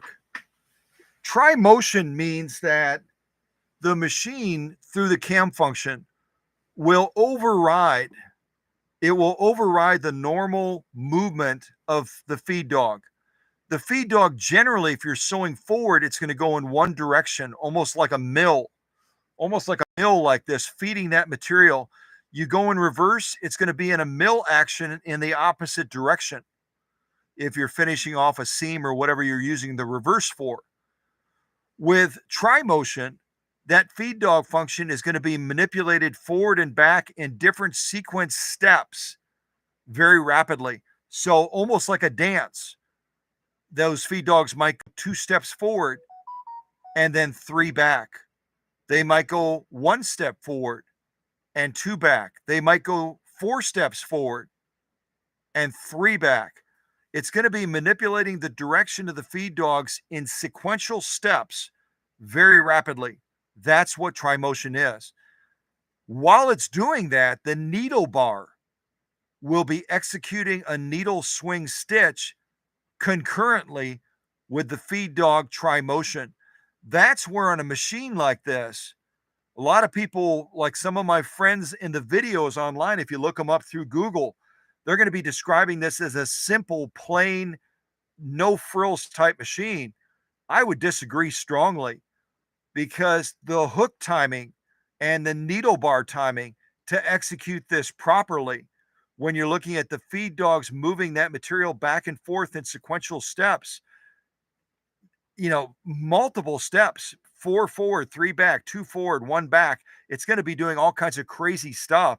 You've got to have a machine that is timed to perfection to execute that successfully. because the feed dog is moving that material around. And if that needle is not timed correctly with the tri-motion, and that needle is down in the material, when those feed dogs are manipulating that material back and forth, what do you think is going to happen? If that needle happens to be down in that material when that tri-motion is executing rapid movements forward and back, what's going to happen if that machine is not timed properly? What's going to happen?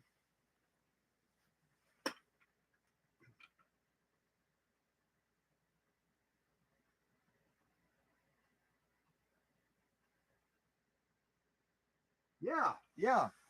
Emma's absolutely correct. You're going to be breaking needles like they're going on a style unless that machine is timed perfectly. It's got to be timed perfectly, because whenever there is, here's a simple rule. A simple rule is whenever there is feed dog movement, that needle cannot be around. That needle needs to be out of the material when those feed dogs are being manipulated. It's a microsecond, but it's got to be clear of that material when those feed dogs are moving. Otherwise, that feed dog movement is going to flux that needle. And even with a 9014 Schmetz universal needle, you're going to be bending or breaking needles. So they've got to work in almost like a perfect orchestra playing together with all the different sections. They've got to be playing together just perfectly to get the job done. Okay, let me take a look at this real quick. I'd gotten a text message. I think it's from Susie.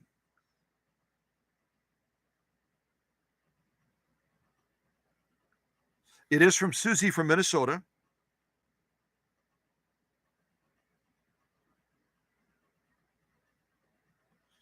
Well, you know what? Thank goodness.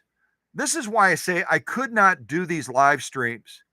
I couldn't do these live streams without the leadership team, without Emma, without Susie, without Christine, without Candido, without Bill, without Michelle, without Veronica. Veronica's been real busy down in Texas.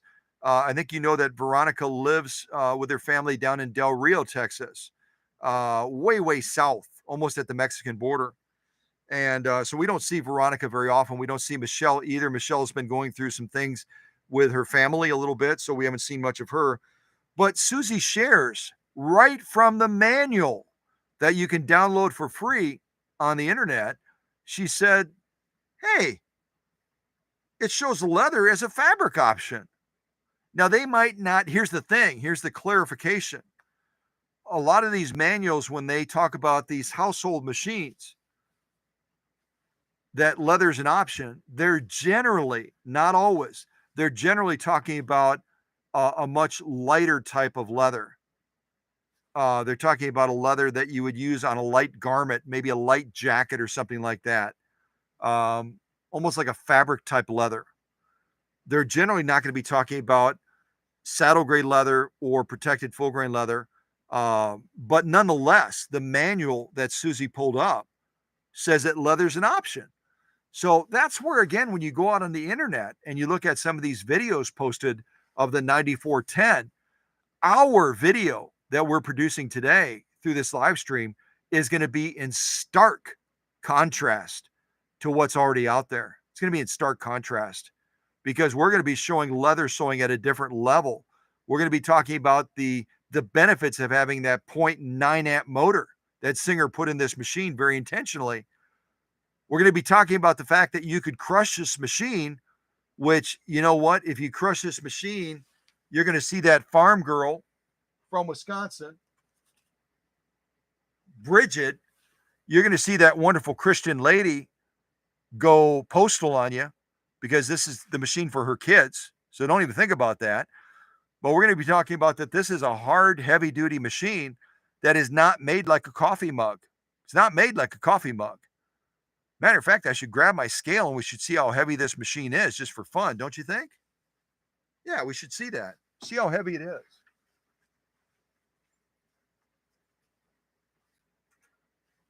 How heavy is this 9410?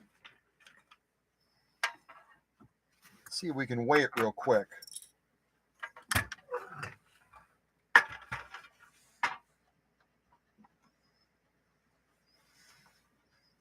Isn't this interesting? This is really interesting to me. I talked about the fact that this has a slant needle bar.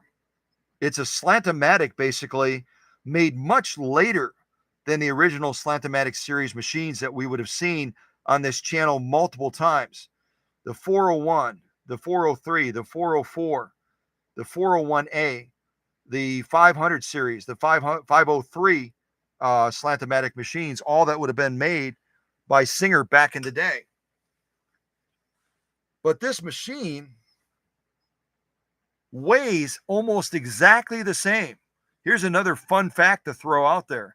Let me ask it in the form of a question. I'm going to tell you that it's lighter than some of our vintage machines, but it's not as heavy as some of our others. And it weighs almost exactly this. Let me see. It weighs exactly the same as one of the other Slantomatic machines. Which one do you think it is?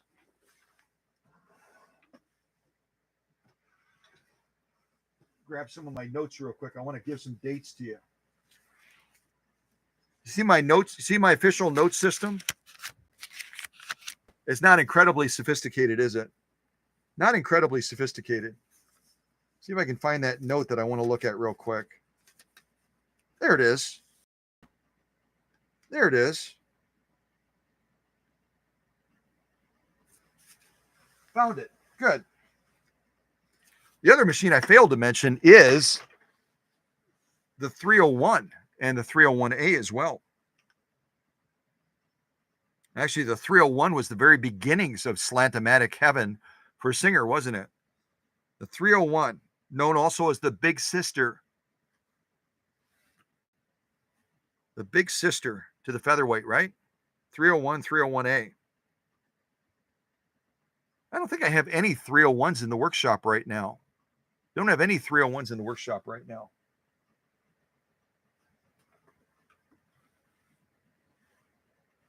All right, here's what I'm going to do. I'm going to show you the scale.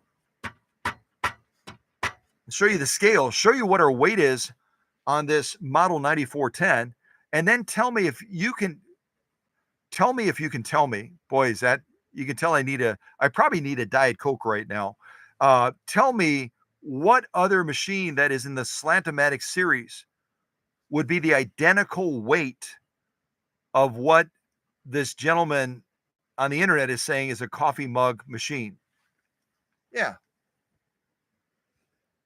See if you can see that. It's going to be upside down. It's going to be upside down, but see if you can see that.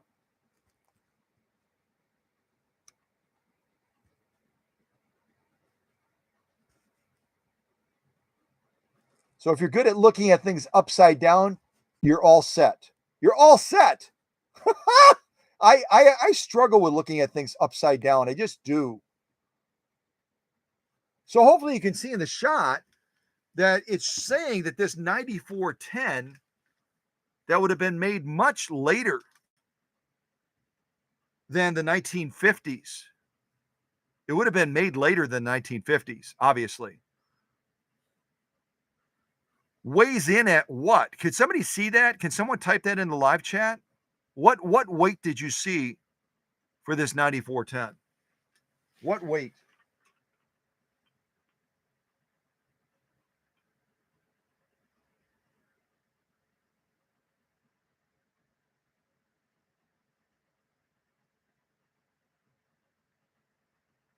What weight?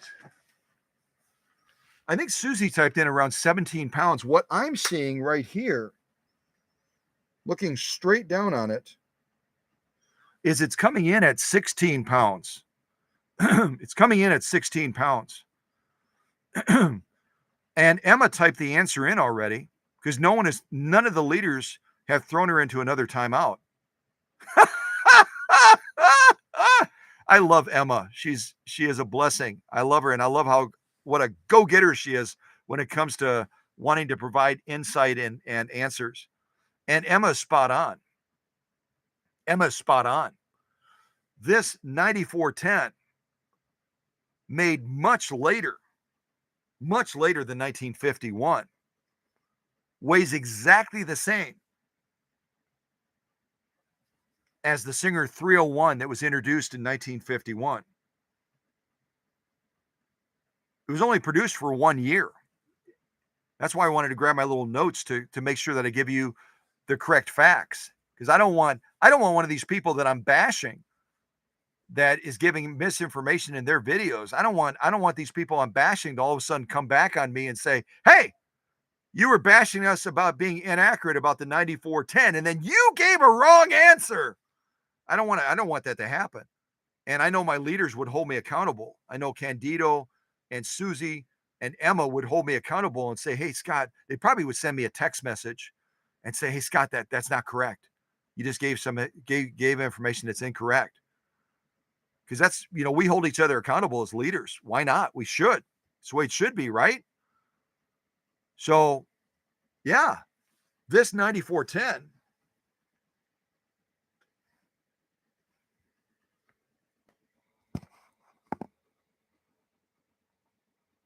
weighs exactly the same as its Slantomatic sister from decades earlier. The Slantomatic sister from decades earlier, the 301 and the 301A. The 301 was produced in Elizabethport, New Jersey. The 301A that came after it, shortly after it, was produced in Anderson, South Carolina. This machine, as you've already established, because of Kathy King Googling it, this machine was produced in Taiwan. I think it's Taiwan, isn't it? Isn't it what we said? Yeah, Thailand, Taiwan. It was produced long after in a country other than the United States. So a quick rundown, since we're talking about Slantomania. Almost sounds like WrestleMania, but we're talking about Slantomania. Slantomania. The very first Slantomatic series machine introduced by Singer was, and if one of the leaders wants to capture this in the live chat, that would be super cool. The very first one introduced by Singer was in 1951 until 1952, only 1 year. And that was none other than the 301, which we sometimes refer to as the big sister of the featherweight. And they only made 185,750 of those 301s that were produced in Elizabethport, New Jersey. Only 185,750 of them. They then, my tongue is twisted, they then came out with the 301A that was then being produced in Anderson, South Carolina. And the 301A they produced from 1953 until 1957. And they made 514,250 of those. 514,250 of the 301As. They then came out with next, in 1956, the 401A. Everyone that I've ever met loves the 401A. It's also got a slightly bigger motor. As a matter of fact, by the way, you want to talk about correlations. The 401A made back in the day, 1956, has the same size motor as this model 9410. So if you were paying attention earlier in the class, what size motor are we talking about that the 401A introduced in 1956 and this 9410 produced much later, decades later, from Thailand? What size motor do those two machines share as far as the size? Type it in the live chat if you remember.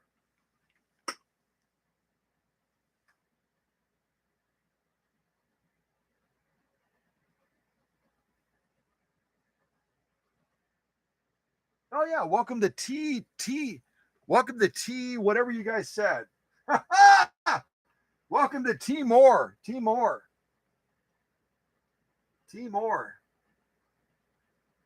Yeah, I think T Moore is new, aren't they? I trust my leadership team to know I have no idea. But I believe T Moore is new to our family, aren't they? They're new to our group. So yeah, if they're willing to share, and I'm sure the leaders are already going down that path. But if T Moore is willing to share what state you're from, anything you're comfortable in sharing, we welcome it, right? Yeah, we'd love to know a little bit more about you, and we're so glad you're here. And Jenny jumped in and said, "What about a 0.9?" Susie echoed it. Susie echoed it right after Jenny and said, "Yeah, what about a 0.9?" Absolutely correct. Absolutely correct. The Singer 401A that was made at Anderson, South Carolina back in 1956, and it was produced until what year? Does anyone know? The 401A was introduced in 1956 with a 0.9 amp motor, 0.9 amps, bigger than any of the other Slantomatic machines, until you look at this Slantomatic 9410 produced in Thailand much later, a pneumatic machine powered by air instead of by a standard foot controller. And both of those machines, the 401A made in Anderson, South Carolina in 1956, and this 9410, both have a 0.9 amp motor. So back to my question, does anyone know how long did they produce the 401A? How long did they produce the 401A?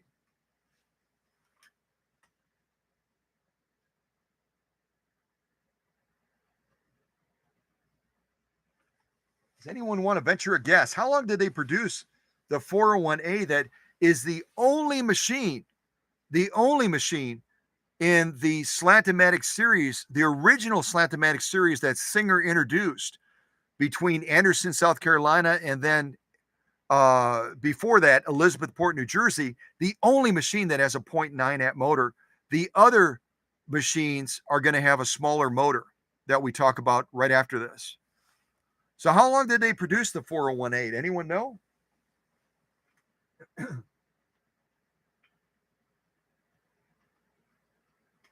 Susie got it first. Susie nailed it.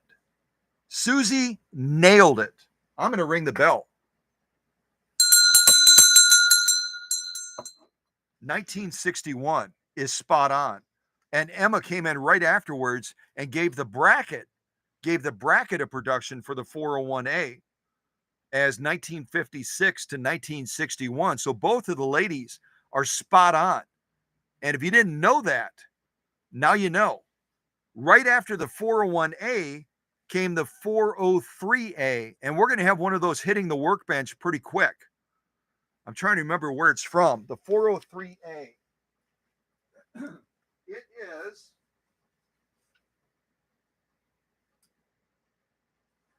Give me a second. Oh, that's right. We're going to have a 403A hitting the workbench pretty quick. It's from the same place that Alex is, from California, and it's affectionately named Charlotte. Charlotte belongs to Claudio Palos, Palos. Claudia, let me slow down.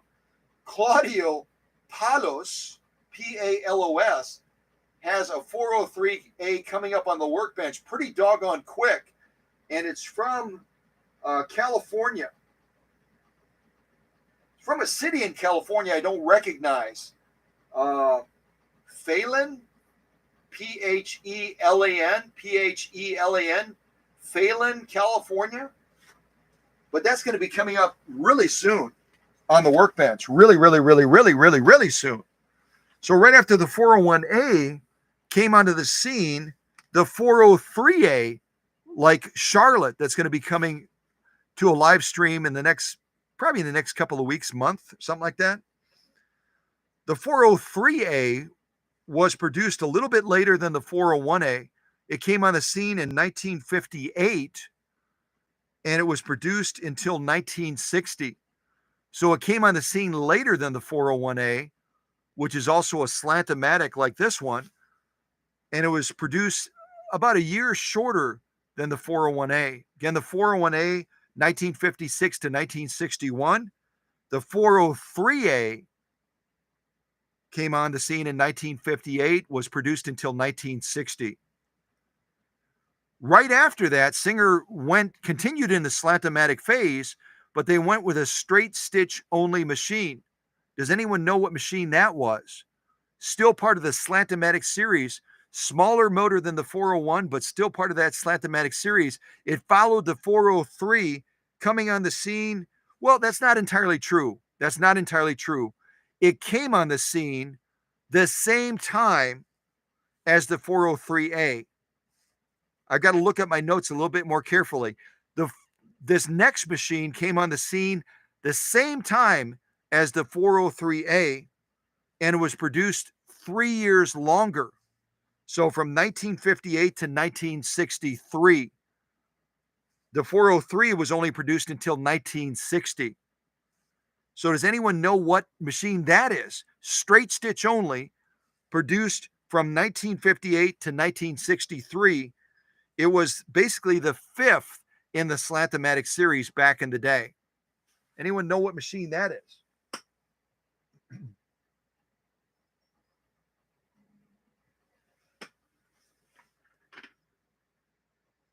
Yeah, Jenny. Jenny is taking really good notes and is really, really shining today. I mean, Jenny always shines. Duh. Jenny always shines, but she's spot on. The 404. Yeah, the 404 came on the scene in 1958, was produced until 1963. So it was produced 3 years longer as a straight stitch only machine than the 403A. Does anyone know what two machines followed the 403A and the 404? What two machines in the Slantomatic series followed really it followed all those machines. These two machines followed all of these machines and were introduced from 1961 to 1963. There were two machines produced by Singer at the Anderson, South Carolina plant from 1961 to 1963. What were they? What were those machines? I'm going to whisper a word. Rocketeer, Rocketeer, Rocketeer, Rocketeer, Rocketeer. I'm hoping my Razor high-speed zippy, hey, look at that cool mic over there, is picking up what I'm whispering. I bet you it is. And I bet you Jenny or Emma or Susie or one of you other Cracker Jacks that are in the classroom are already all over it. You're already all over it. I'm going to look at the live chat because you guys are brilliant. You gals are brilliant. You're brilliant. I love you.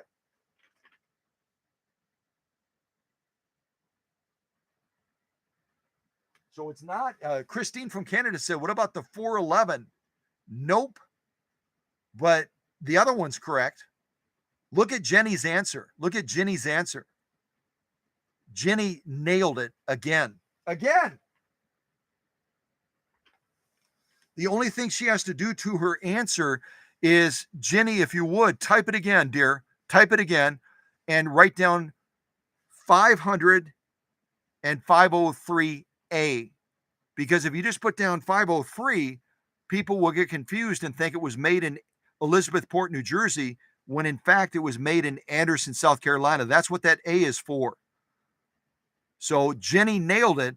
Just add an A to the 503, and we've got a 500, which was the original Rocketeer, and then the 503A, which I call it the cruise line machine.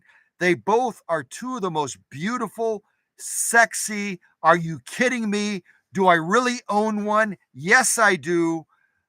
Most beautiful machines, in my opinion, that Singer ever made.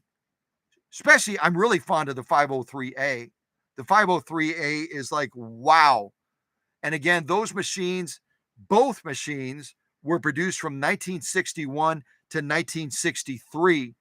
And they were the last official Slantomatic machines made at either Elizabethport, New Jersey, or Anderson, South Carolina, until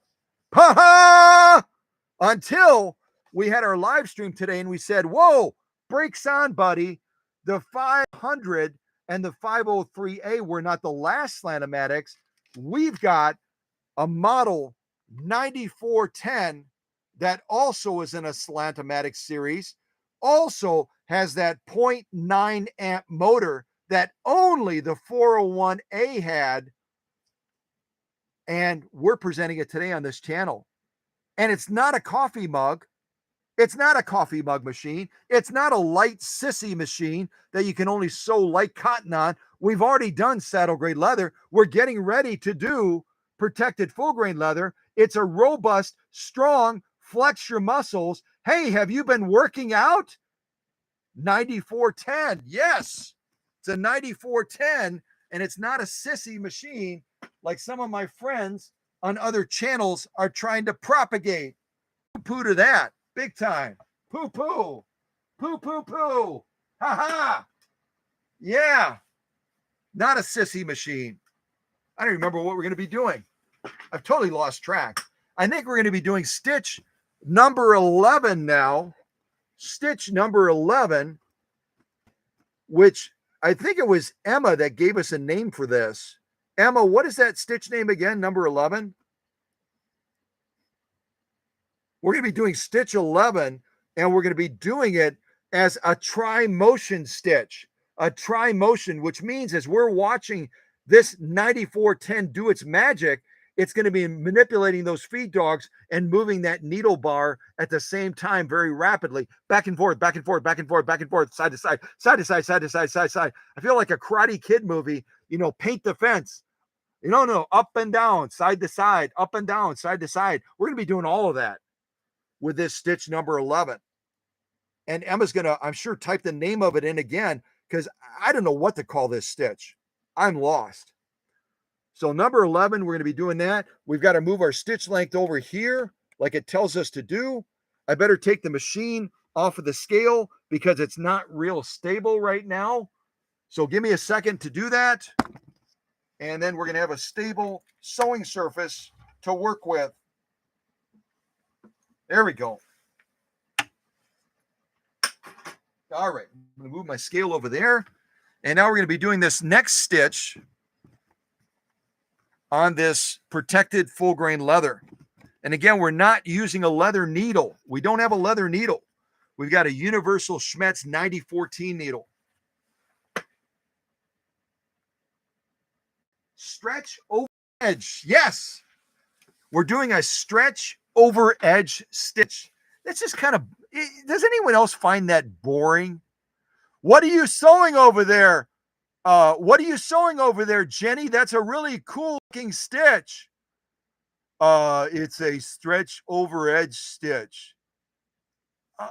I mean, I'm watching grass growing right now. I'm watching an ice cube melt. Stretch over edge stitch, really? That's the best we can do on this channel? Let's put that on one of those other channels that is propagating all kinds of untruths about the model 9410, and let's let them call it a stretch over edge stitch. Does someone want to come up with a cooler name? Nothing against the real name, but we got to do better than that. What do you guys think that this number 11 stitch should be called? This one right here. What should we call that?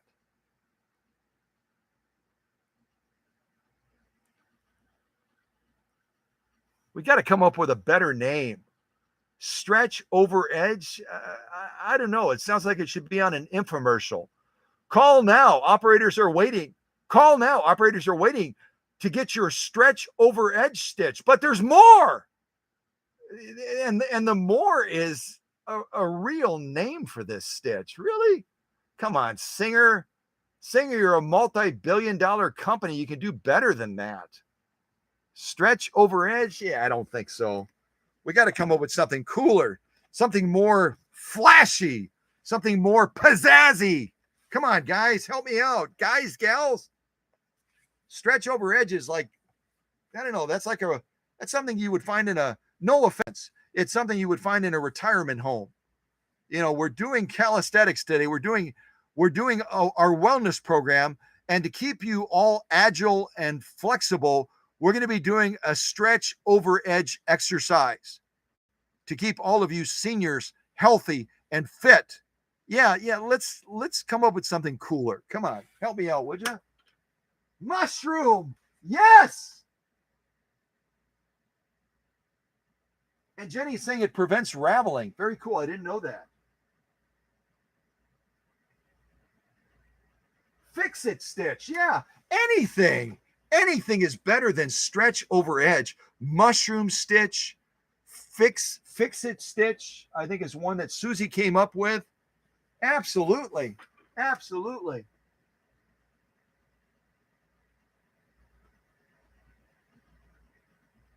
Prevents raveling. I like that. So it's a purposeful stitch that deserves. It's a purposeful stitch. From what Jenny shared, it prevents raveling. Okay, so we got to give it a better name. Maybe we'll call it a mushroom stitch, huh? Anyway, let's launch into this stitch. We're going to be doing this on protected full grain leather. Let's do this. And I'm just checking all of my settings. Stitch 11. We've got the stitch length set according to what the machine blah blah blah recommends. Stitch width. I hope I have the right stitch width. I've got it set like on 3.5. I hope that's right because I don't have the book in front of me. Let's see what happens. Okay. So the mushroom or the fix-it stitch is what we're going to be doing next. The fix-it stitch or the mushroom stitch. Why are we sewing it? Because we're supposed to. No, we're sewing it because we don't want something to unravel, right? Or something like that. I think that's what Jenny said. All right, so let's do this next one. All right, here we go. Let's see what we think of this one. All right. Somebody take a deep breath. Someone take a real deep breath because this is a pneumatic air-powered machine. And I need somebody to take a real deep breath. Fill your lungs all the way up and then we'll launch. Tell me when you're ready. All right. 1, 2, big breath, big breath, big breath. Here we go.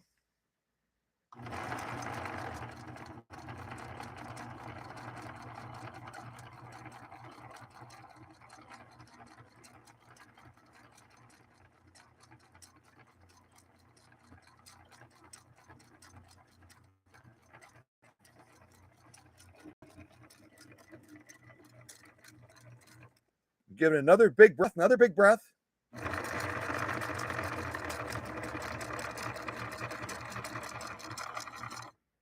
All right, I'm going to stop right there. Thank you for your help in taking a big breath. It really made a difference.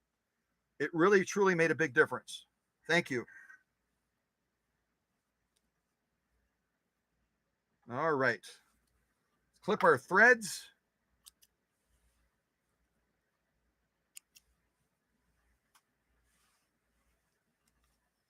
Clip our threads over there, and then we're going to look at this mushroom or fix-it stitch, as Susie had put it, and we'll see what we think of this stitch. I think it's kind of a cool stitch. I really do. I truly do think it's a cool stitch.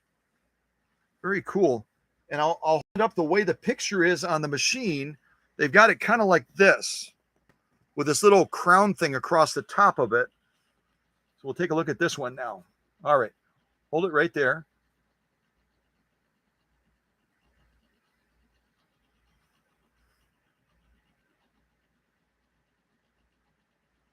There it is. There it is.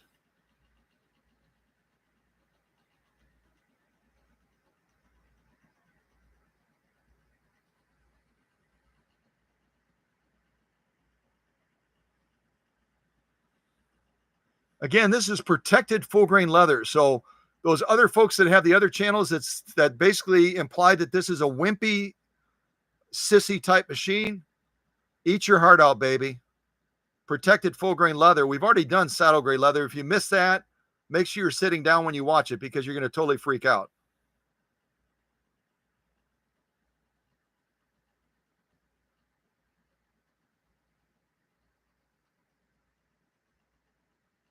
All right, let's check it out like this.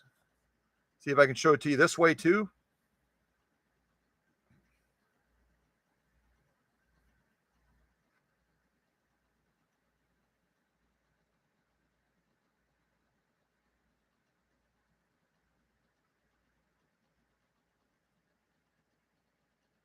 It almost looks like a sail. Does it look like a sailboat to anybody else when I hold it this direction, does it look like a sailboat to anyone else?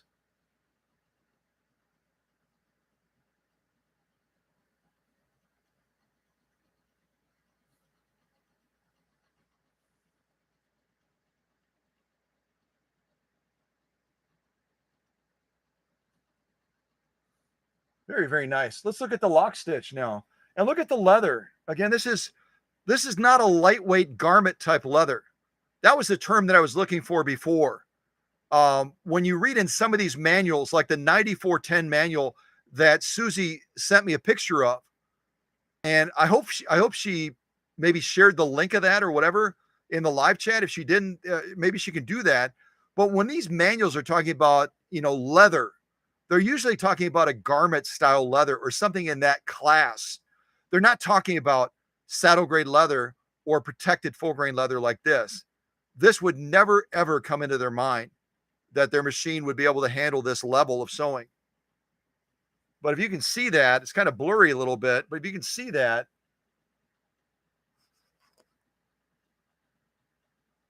it's probably about 3 or 4 millimeters of thickness. Now let's look at the lock stitch. We do it like this. See if we can show you the lock stitch now.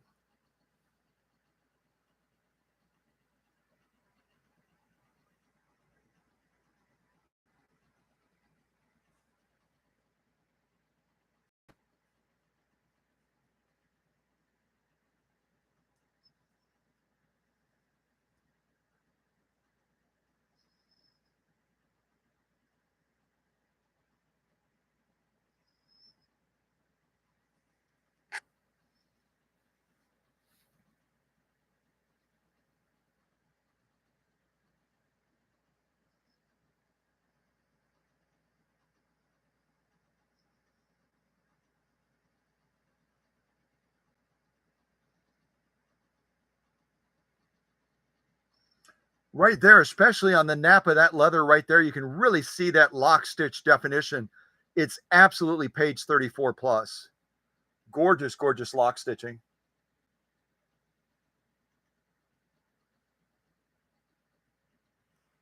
So can a 9410 sew like the big boys or the big girls? The answer is absolutely yes. We've already done it on saddle grade leather with the crescent stitch, the eyebrow stitch. Now we've done it on this one with the mushroom stitch, the sailboat stitch, the fix-it stitch, the blah, blah, blah stitch, whatever you want to call it that. It's your stitch. Call it whatever you want to call it, but it's absolutely a gorgeous, gorgeous stitch in every respect. And from what Jenny had shared, it's a great stitch if you want to keep stuff from unraveling. Use it so your stuff doesn't unravel. Maybe it's a great, almost like an overlock edge stitch or something like that. But I love it. I think it's a great stitch. Okay. So these are the stitches we've done so far. We haven't done much yet. I'll show the two of them together. We've done the saddle grade leather on the top with the eyebrow stitch. We've done protected full grain leather with the mushroom sailboat, blah, blah, blah, fix it stitch. What do we do next? What do we do next? And remember, I don't want to run too long because I want to be ready for Brigid and I don't want to miss the chicken and the pig races. I wish all of you were here. We'd go together. We could go together like a gang, put on our little sewing vests or whatever. We could be like a sewing gang, and just go down there and check it out. They're going to have all kinds of cool stuff going on. And I'm sure all of you have similar festivals in your neck of the woods that you could share with us. Similar festivals. So what do we do next? What do we do next? What do we do next? What do we do next? We can go back to saddle grade leather. We can go to ribbon material, which is velvet, which tends to pick up everything on the table, like a lint brush. If you run out of lint brushes, buy some velvet. You can stick anything to this stuff. And then we've got 100% cotton as well with a stiffener to do some of the other cool stitches. So what do y'all think? I'll show you the stitches again, and you can tell me what material, what stitch. What material, what stitch.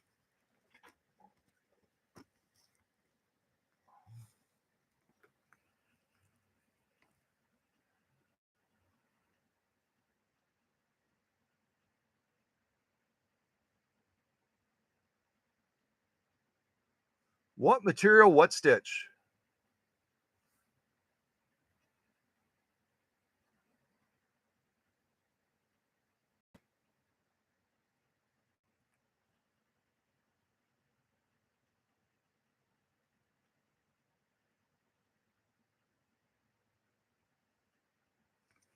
All right, I'm going to move that back. So hopefully you've given some input on what material, what stitch, what material, what stitch. And we can go back to materials we've already sewn on. That's not a problem. Not a problem at all. At all.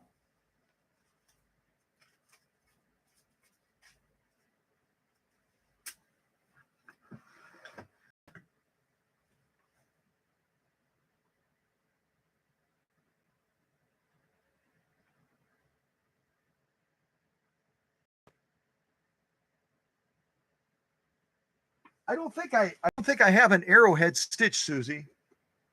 Not on this machine. It is in the, remember the manual that you find online covers multiple series of the 9,000 Singer machine, and some of them are going to be like 20, 24 stitches, maybe even more than that. This one I don't think has, unless you're calling the Birdfoot one. What number are you calling the arrowhead one? I'll show you the stitches again. Tell me what number you're at. What number you're looking at.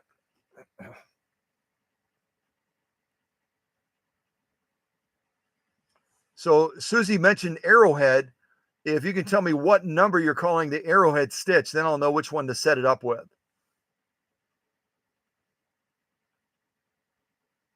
What number are we talking about?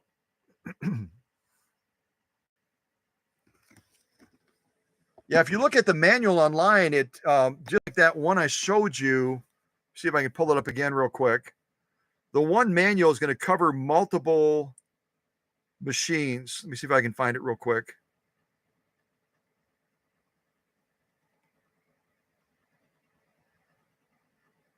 It's going to be kind of small. It's going to be kind of small to see. Let me see if I can move it over a little bit.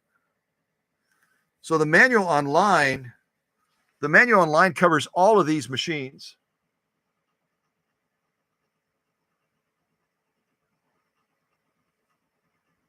That poor camera is saying, I cannot see that. There it is.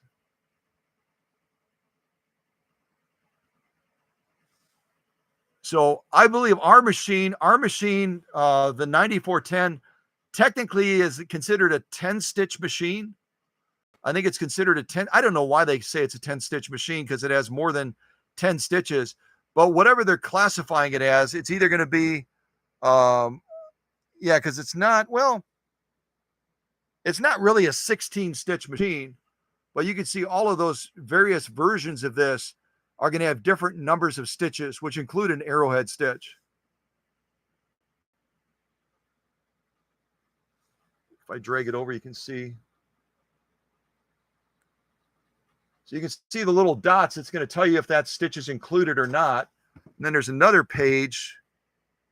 This page shows you the different columns and which model has which stitches available.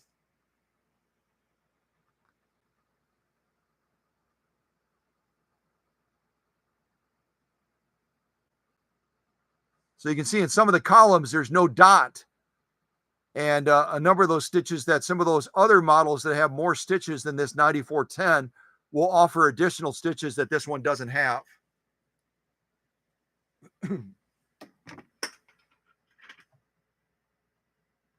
Let's see here. What do we got? Cotton arrowhead.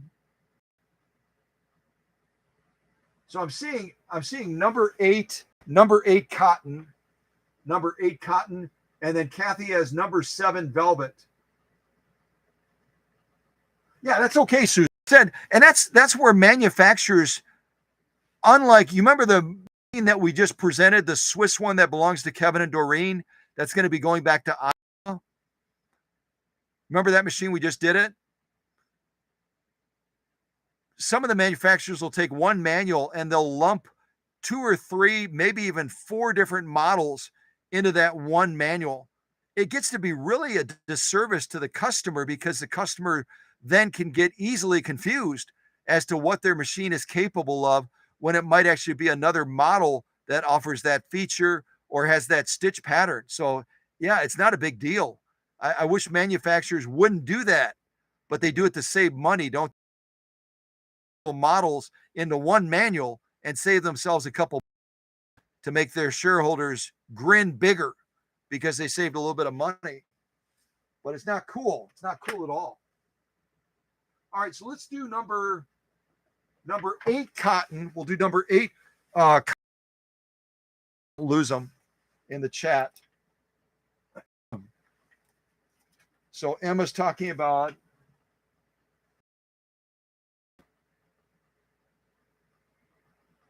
eight cotton. And then we have Kathy King saying, let's do number 7.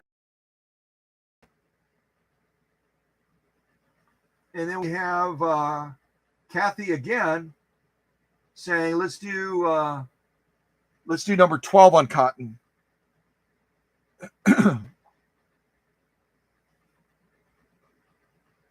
Okay, cool. So if I missed any, these are the ones that I just wrote down. Please, please, please, please, please let me know. I don't want to leave anybody out. I don't want to leave anyone out. So if the leaders would double check, leaders, please double check that I captured. These are the 3 that I have. If there's additional ones, text me or catch my attention in some way so we don't exclude somebody. All right, let's focus on cotton first, since we haven't sewn anything on cotton yet. We haven't done any cotton yet, so we'll do cotton next, and then we'll do velvet. All right, so we got cotton.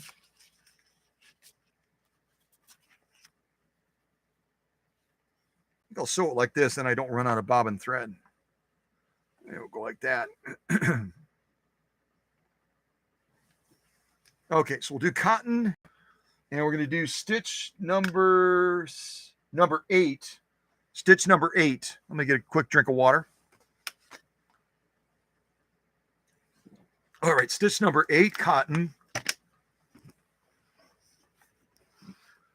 So stitch number 8 is what I call a 3-point zigzag. It's this one right here.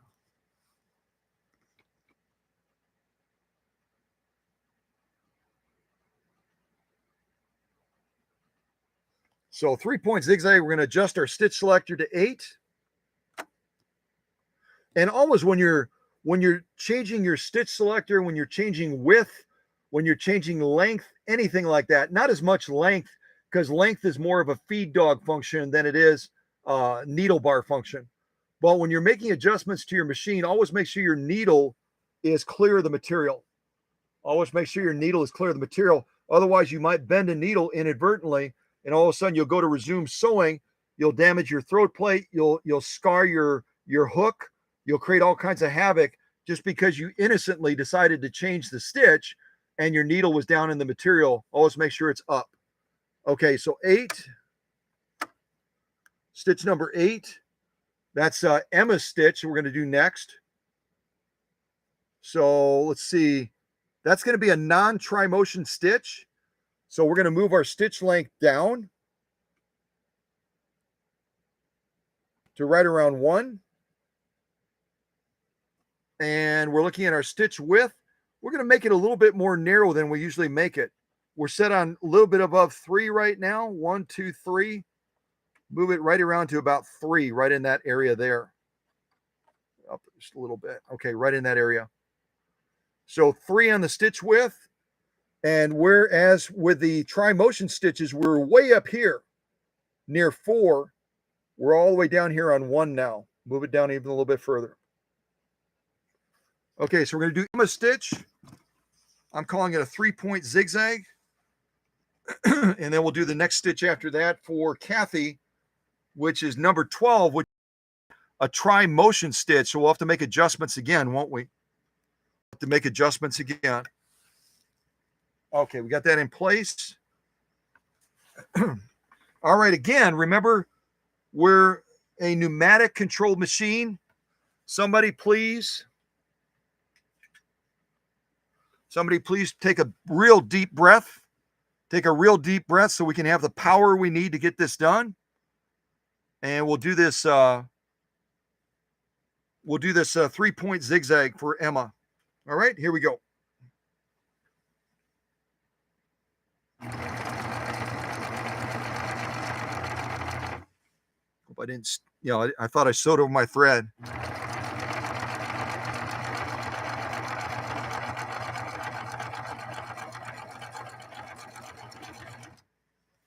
All right, we're going to stop right there.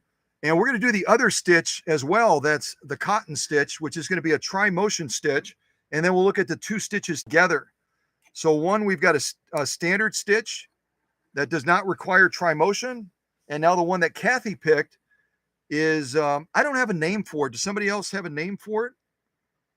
It's that bird stitch one. I'll show it to you again. It might be in the manual. Otherwise, we can make up our own name. So that's our tri-motion. Yep, we got some real good balance. Looks really, really solid. Looks good. Get this back into place. And now we're going to do a tri-motion stitch right next to it that Kathy King picked out for us. It's going to be number 11. Wait, number 12. I'm sorry. Kathy picked number 12. Number 12 is this one right here. And I bet you, I might even have mentioned the name before, but I don't remember what it is.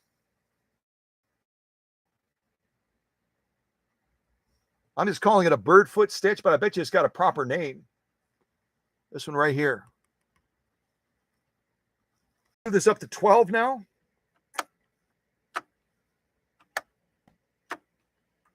Okay, we're set on 12. We're not going to do any fine adjustment. We're going to leave it just the way I have the machine calibrated right now.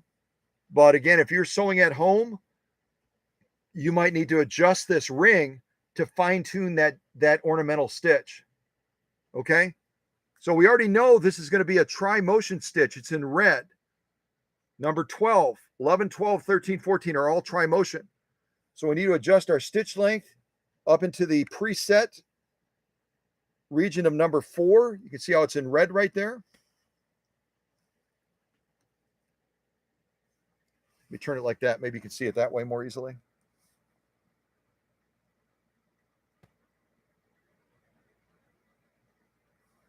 So on tri-motion ones, you have to adjust the stitch length into the red zone. I'll just call it the red zone.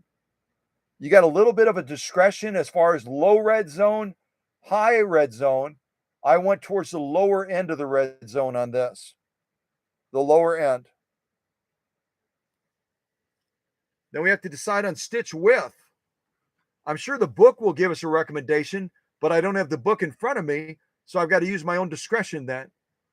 And looking at the stitch, I'm going to go a little bit wider on this, just a little bit wider. I'm going to bump it up just a tiny little bit.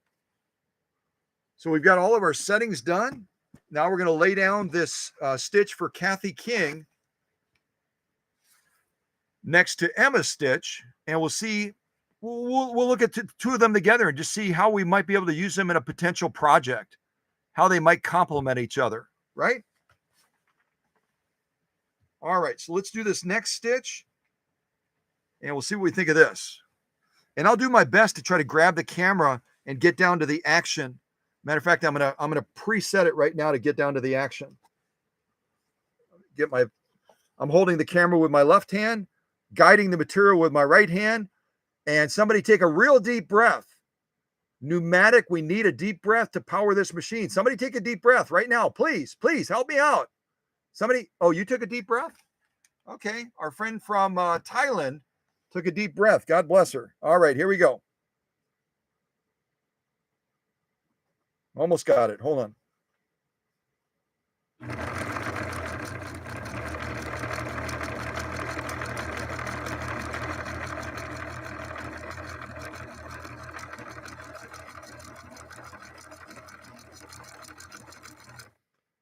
All right, I'm stopping right there. Stopping right there.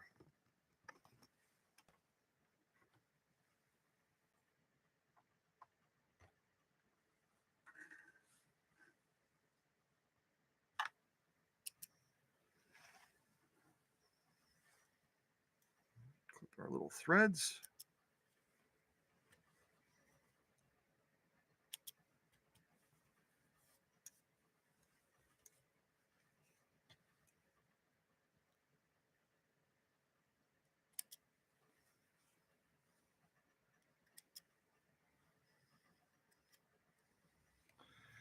I know that Alex had to step away. I saw that in the live chat. I missed so much in the live chat, but I saw Alex had to step away.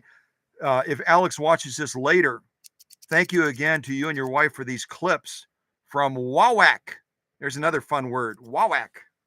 I love them. So much better than the other ones I had, the blue ones. They're getting really, really dull. Okay, so now we're going to take a look at both of these stitches. The one that Emma chose is on top.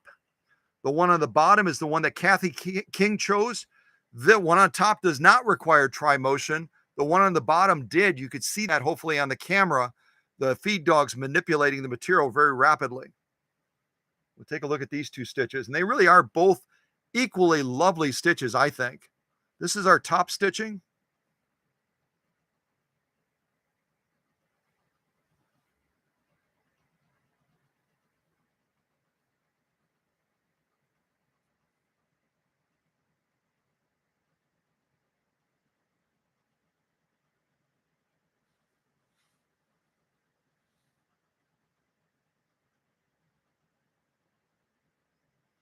You ladies have very good taste.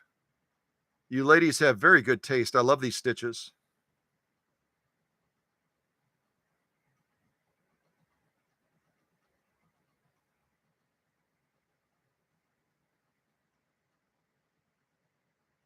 Look at it like this as well. Probably like this is probably better. Turn it like this. Again, as our top stitching, we're just looking at it from a vertical standpoint, a column standpoint now.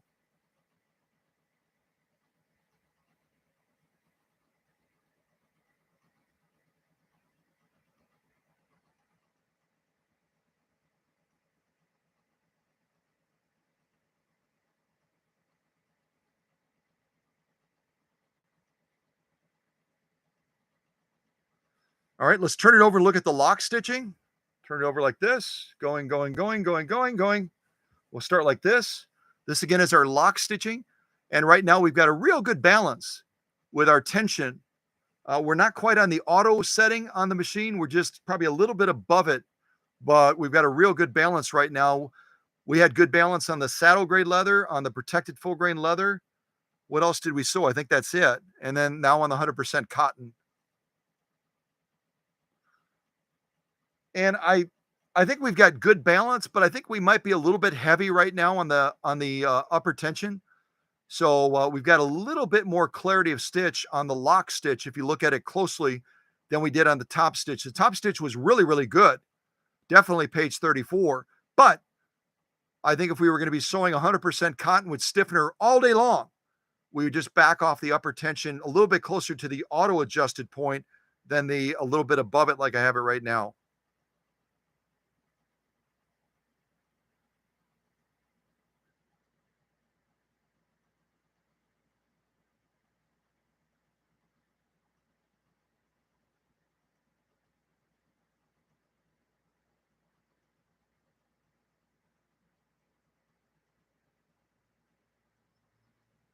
All right, let's rotate it like this.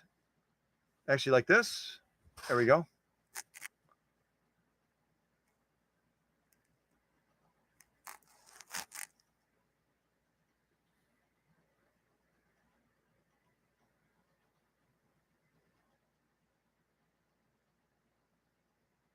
I think these stitches look even cooler when you do them in a column like this vertically, don't you?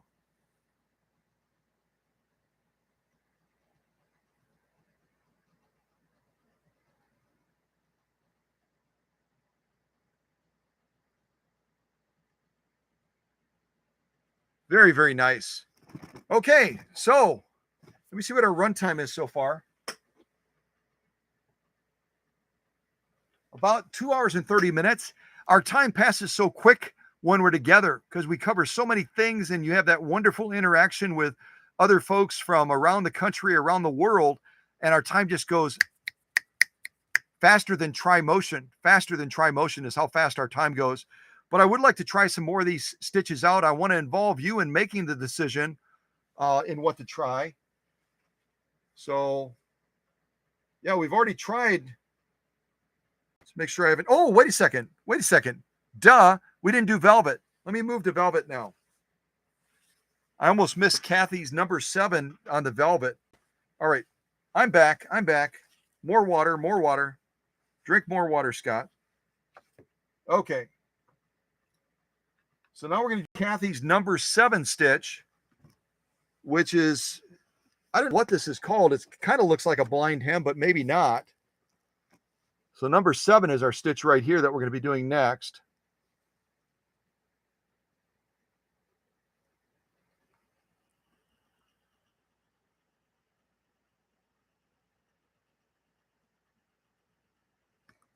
We'll do number 7 on velvet now, see how we do with that.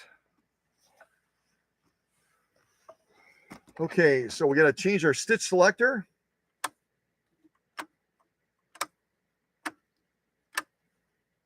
Number 7. And now we're going to have some discretion, so we're going to shorten that stitch up quite a bit. Probably to like right around 1.5. We could go lower. Matter of fact, we might go just a little bit lower. I'm looking at that stitch and I want to have it really, really nice and defined. So we're going to go right about to 1, I think. Right about to 1. Just a little bit above 1. Now stitch width. I think we'll go up just a little bit on stitch width. Go to right around 3.5. And 3.5, I mean, because this is our lowest stitch width setting. Number 1. Number 2, number 3, number 4. We're going to go right around 3.5 on this satin material. Let's see what we think of this. Let's see what we think of this. And again, I'm not going to be doing a single layer satin. I'm going to be sewing 2 layers of satin back to back. So we've got the velvet sticking out on this side. We've got the velvet sticking out on this side. And I'm probably going to use my little clips this time to try my best to hold this together. I hope I can hold it together.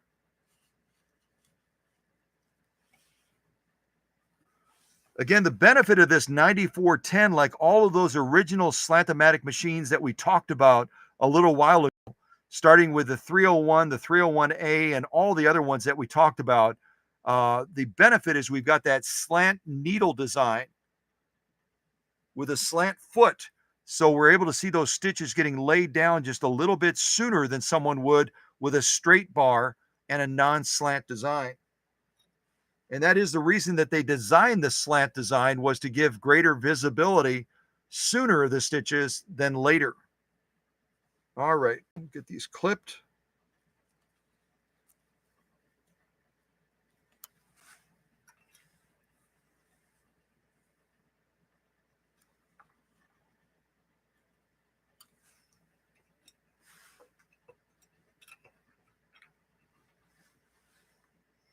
So if you've never seen an air-controlled, a pneumatic-controlled sewing machine before, that's what we're using in this live stream right now.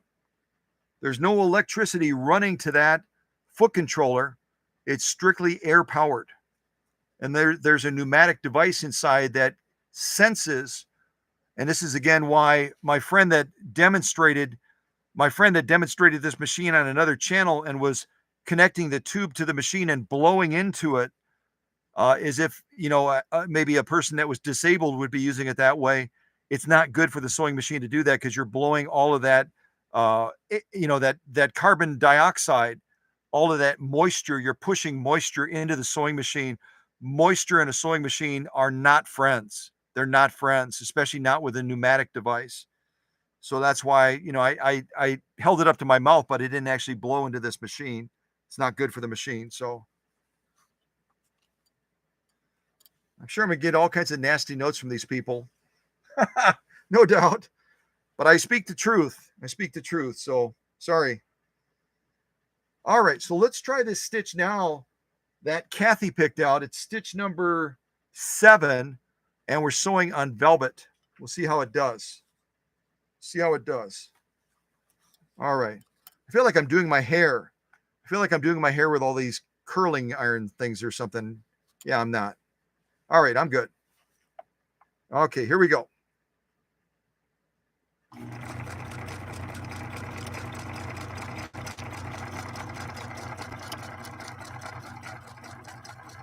All right, another deep breath of air. I want more speed. I want more speed. I want more speed. More speed, please.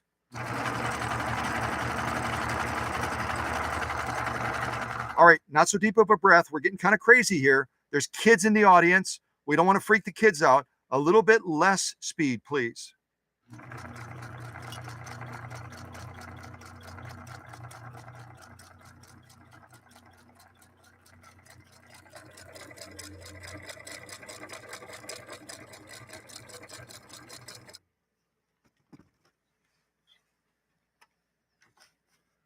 So again, we had some discretion.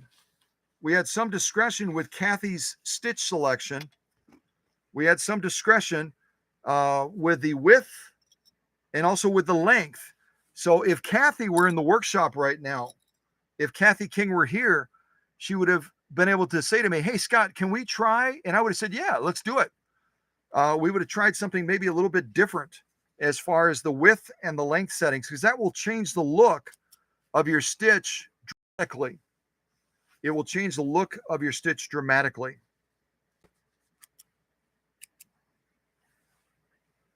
All right, so this is Kathy King's number 7 stitch sewn on velvet back to back. Let's take a look at this one. I feel like I want to go, hey, Mom! Hey, Mom! It's me! You didn't recognize me with the glasses, did you? You didn't recognize me with the glasses.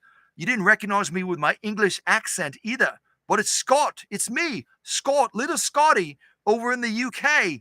I'm making a call to you. Can you hear me? I think you can. Maybe not. Okay. All right. So let's look at Kathy's stitching.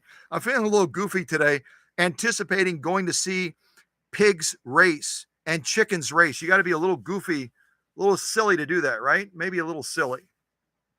Yeah. Okay. Let's check these stitches out.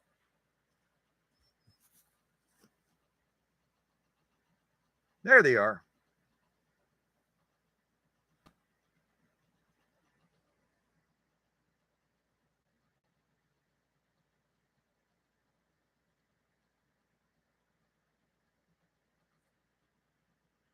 And again, with a lot of these stitches, our setup also impacts. I think we're getting some beautiful stitching from this 9410, but our setup also will impact the clarity of the stitching. In other words, we're using a 9014 universal needle. We could go to a 7511 embroidery needle using embroidery thread, and our stitch presentation would change. I think it would change for the good, even as good as these are. I think it would change and become even better.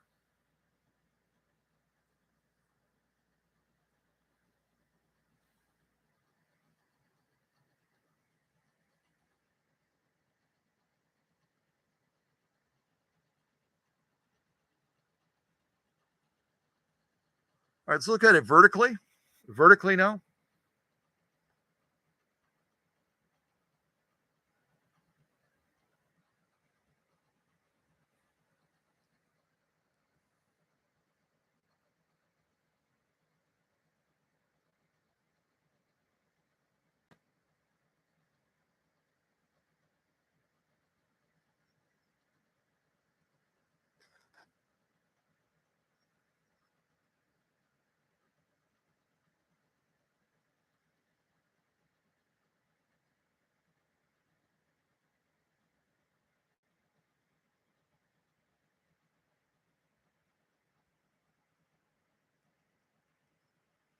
All right, our lock stitch. Turn it around and look at the stitch now. This is our lock stitching.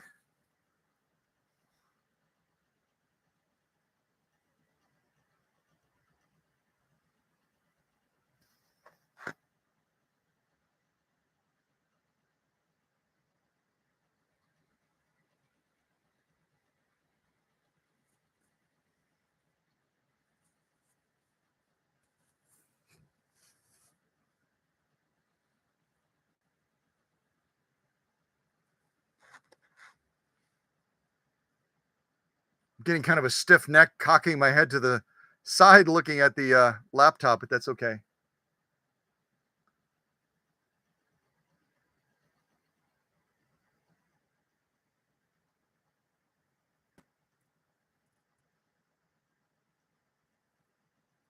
right, let's look at this vertically. I think this stitch is cooler vertically. Let's take a look at it vertically.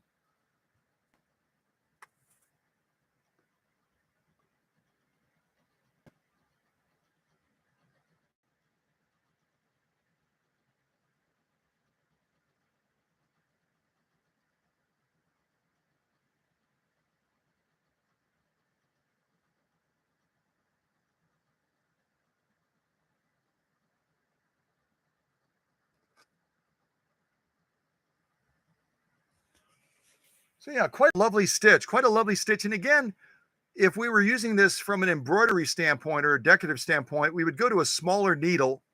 We would go from a 9014 down to a 7511. And then we would probably use a more specialty thread, especially if we were using this on the velvet, say for the holidays. We would go to a real pretty embroidery type thread, and then we would downsize that needle to a smaller scale. And then we would have even better clarity of stitch, but it's quite lovely, I think. Quite lovely.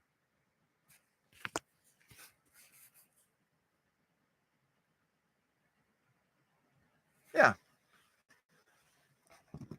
Let me check our time again. I know we're running a little bit long. Not too bad. Not too bad.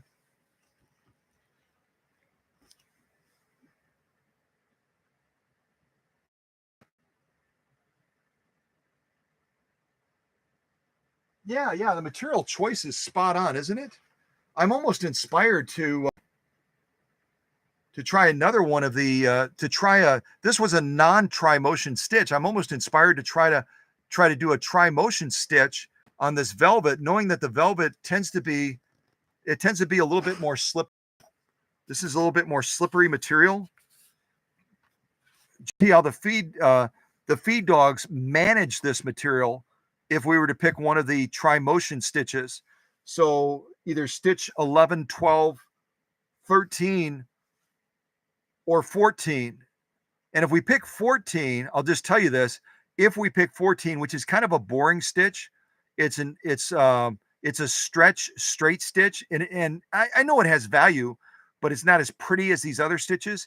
But if we pick that one, and we need to pick it at some point, then I'll go ahead and show you how to set that, because it's on the same stitch selector mode, and you've got to adjust something else to get that stitch output.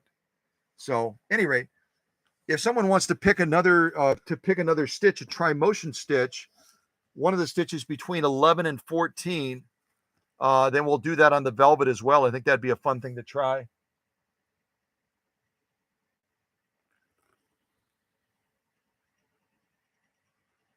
So one of the stitches between 11 and 14, and we'll lay it down on this velvet next to the other stitch pattern that Kathy picked.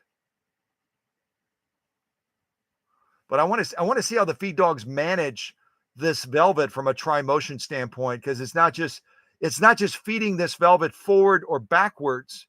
It's going to be manipulating it rapidly. You know what I mean? We'll see how well the feed dogs can manage that. So let me see what y'all are saying, and we'll put this to work.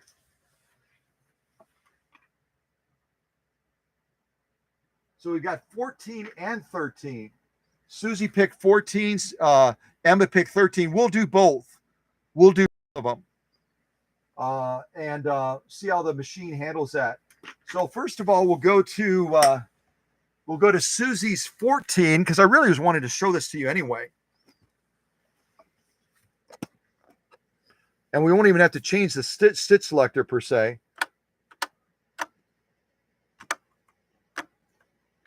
So when you get to this point, you've turned it as far as you can counterclockwise. You can't turn it an additional click to go from 13 to 14. You've got to do something else to get 14, which again is going to be that straight stretch stitch on the end there. And what we have to do to get that straight stretch is first of all, we've got to adjust our stitch length again into the red zone. But then instead of going here within the width range, we've got to take our stitch width all the way down to straight stitch, all the way down to straight stitch, like that. So we've got this on straight stitch. We've got this on the 13, 14 combo stitch pattern selector. We can't go anywhere else. We've got both of those stitches co-housed in that one little section right there. And then we've adjusted this appropriately to the stitch length. So we're going to do the stretch straight stitch, and then we're going to do the other stitch that Emma selected after that.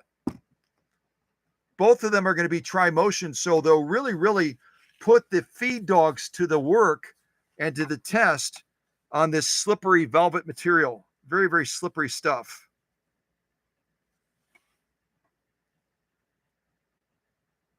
All right, presser foot is down.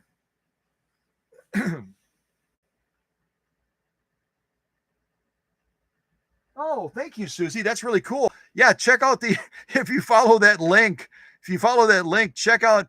I know they're doing the pig and the chicken racing. I think 3 or 4 times today. Once is like at 2 o'clock, 3 o'clock. I don't remember, but I'm definitely gonna get down there and try to shoot some video of it. Definitely. All right, so we're gonna do Susie's stretch straight stitch first. Stretch straight stitch.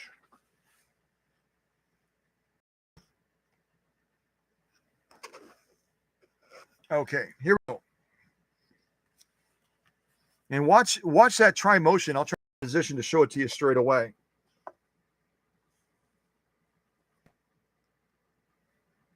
Checking my camera angle. I'm going to try to rest my arm just so my arm doesn't go to sleep. I'll try to put it right about there. All right, here we go.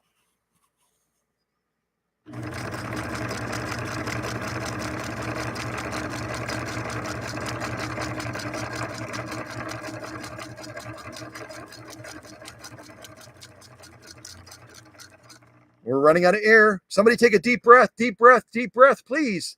All right, here we go.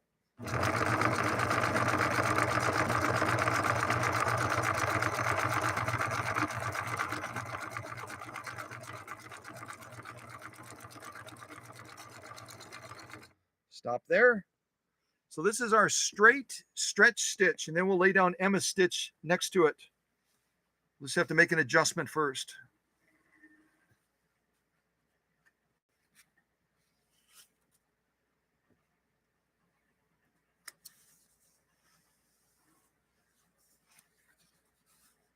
Check my bobbin real quick.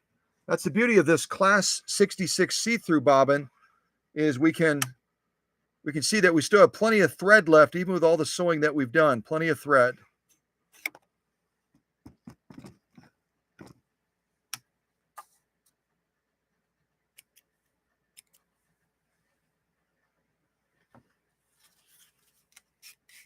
I wish you could feel this this straight stretch stitch, I think is what it's called. It's almost like braille. It's got such a texture to it because of that overlay factor. Such a texture. Really kind of cool.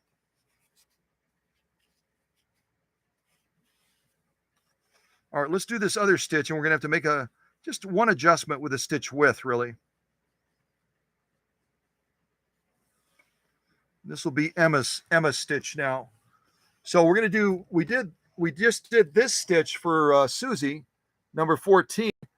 Now we're going to do number 13 without changing the stitch selector. All we have to do is adjust the stitch width, and then it'll do the other stitch for us. So stitch width, we were on straight stitch to do that other one. Now we need to move this over here, somewhere in this area. Maybe like right over 3. Could even go a little bit longer. Go to 3.5. And again, if you were here, you might go somewhere else. You might go, not as wide to see what the stitch looks like, how it presents. We'll try it over here, 3.5. So now we'll do Emma's stitch next.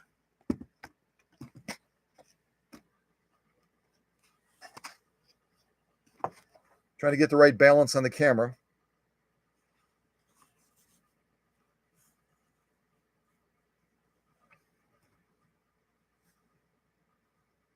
All right, that's pretty good, I think. Here we go.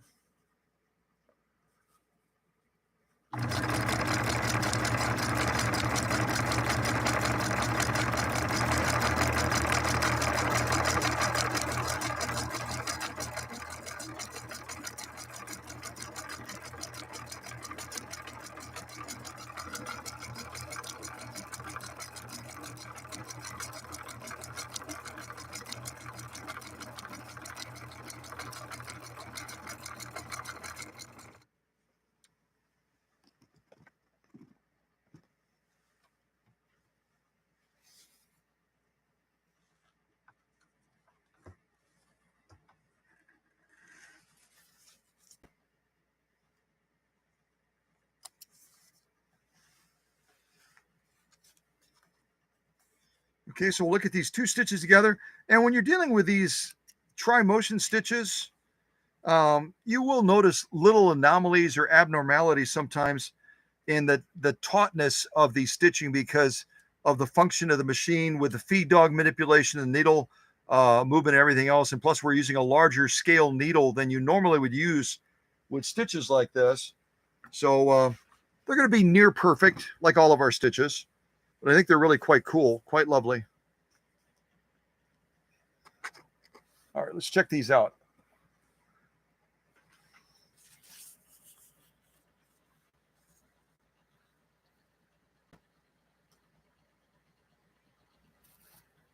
See a little bit of an abnormality right there on the end, where that bobbin case was trying to pull down to tighten that, and it skipped through. It skipped through before it could get it just right. In part, I think because the needle is a little bit too big to be doing that. We should be using a 7511. But all in all, the consistency of the stitching is really quite excellent. Quite excellent. Let's take a look at these.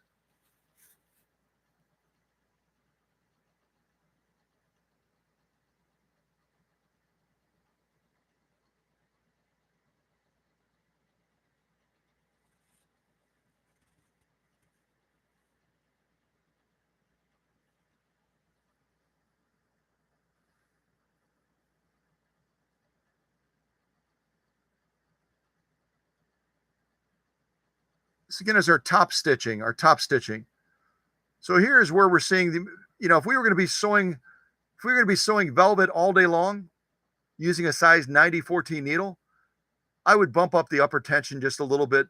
Excuse me, I would bump down the upper tension a little bit to give a little bit more pull down power to the bobbin case.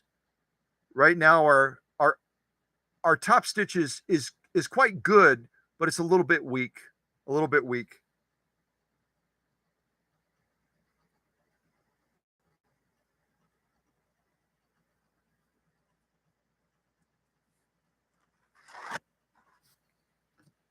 Vertically,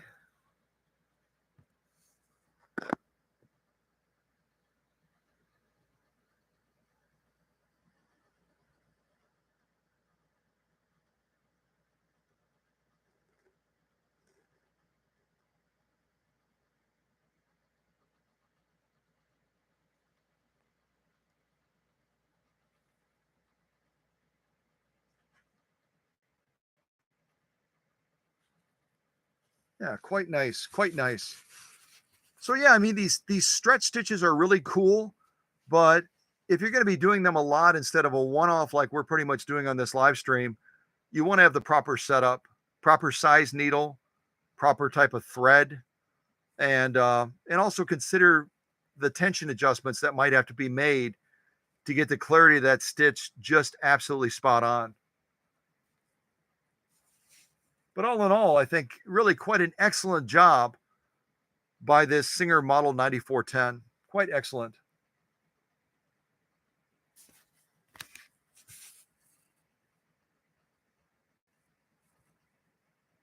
Yeah. All right, let me look real quick and see what our time is, see what our, let's see here.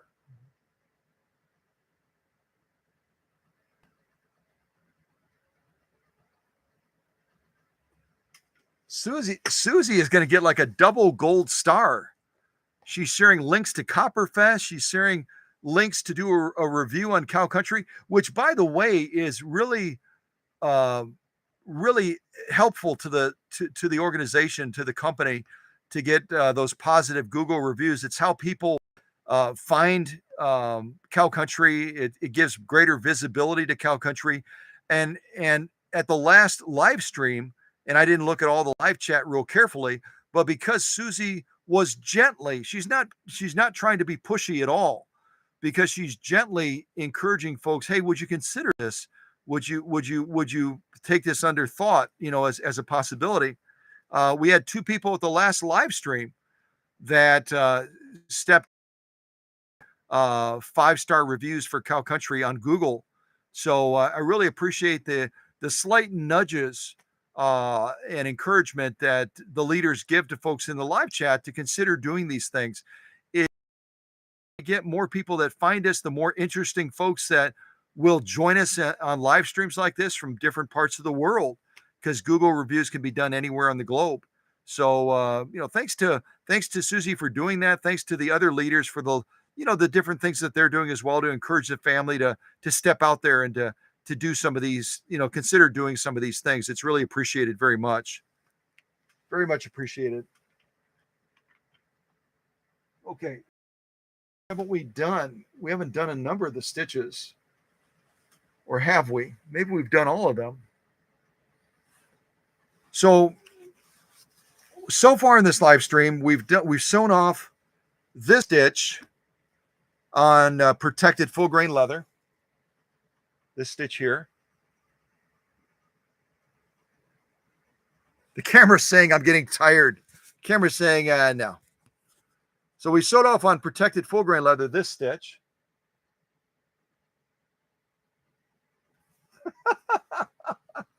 It's like I'm done. I'm exhausted. Let's try it like this.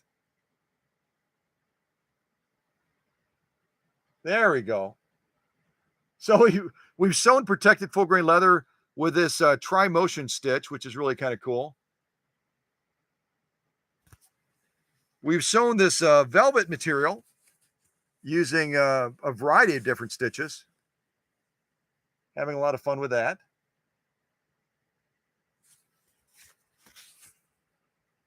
Yeah. We sewed 100% cotton with these stitches. I believe one was Emma's and the other one was Kathy's. Was it Kathy's, I think? 100% cotton. Beautiful stitching. And we did saddle grade leather. We did saddle grade leather. I can't even talk anymore. We did saddle grade leather with this crescent. I think this is the eyebrow stitch, isn't it? Something like that.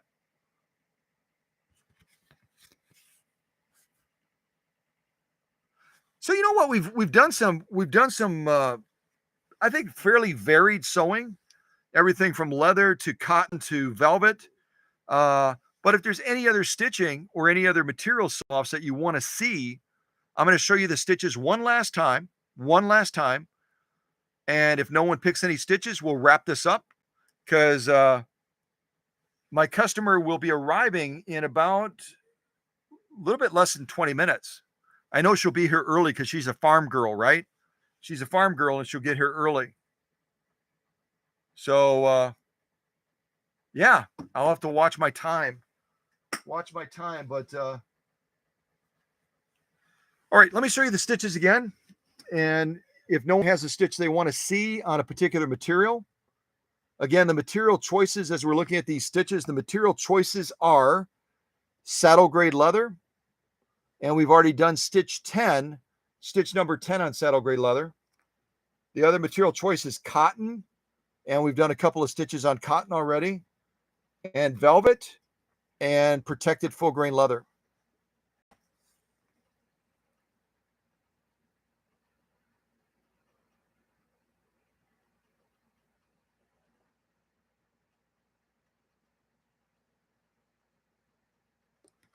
So let me look at the live chat. If there's no other input, that is my cue that you've enjoyed the live stream. You've seen this pneumatic controlled Singer Model 9410 do its dance and also demonstrate that it's not a wimp, it's not a sissy, that it can sew saddle grade leather and protected full grain leather with no problem. You've seen this machine sew at varying speeds.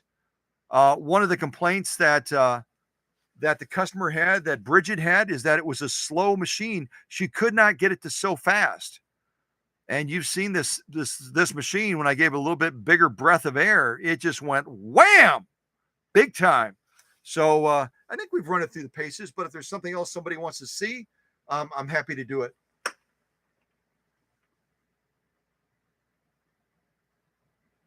Yeah. Okay. So input from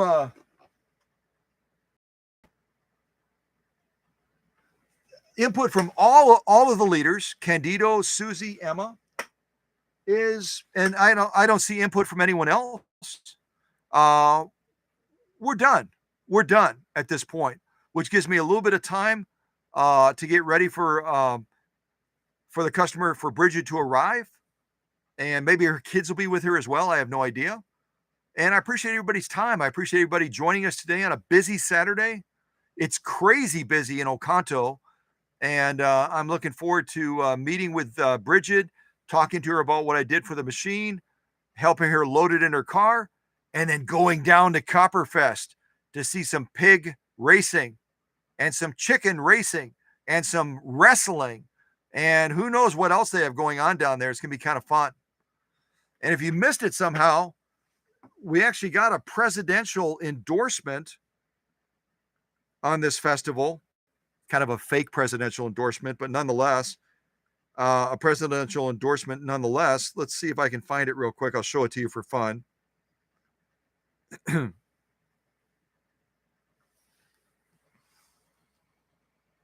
This weekend, get yourself down to Copperfest in Oconto, Wisconsin. Check out that pig racing and all the other fun stuff they got going on. And I'm going to hang out with my good buddy, John Panetti. Yep. See ya.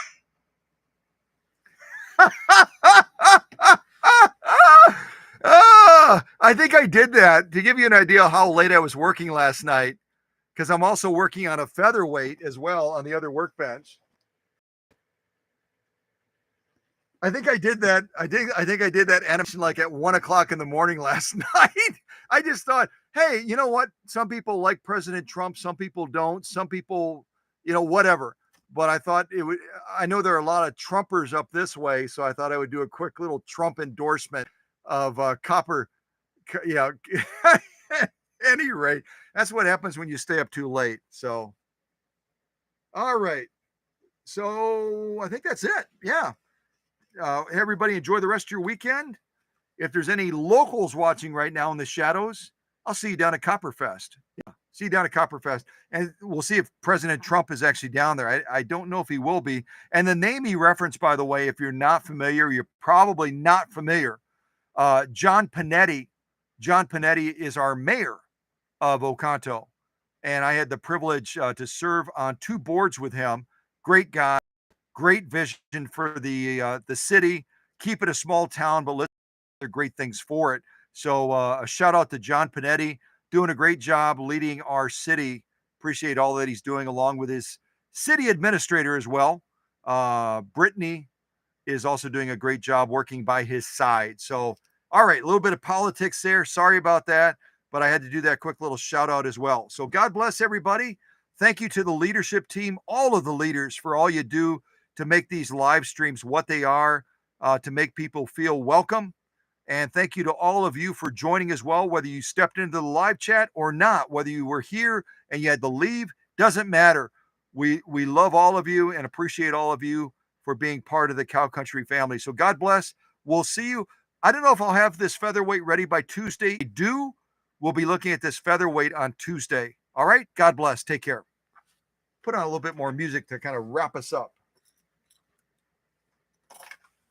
So I'll rotate this machine a little bit so we can see it. This machine that is not from the 1940s. If any of you look it up, you'll get a kick out of that. Sewing is cool, is usually spot on with a lot of their stuff. This one, I think they really missed it big time. They really missed it big time.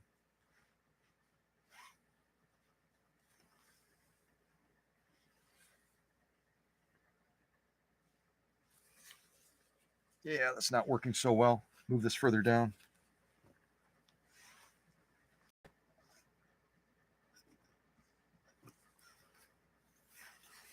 Put the velvet right in the middle. Right in the middle. Sort of in the middle. All right, take care, everybody.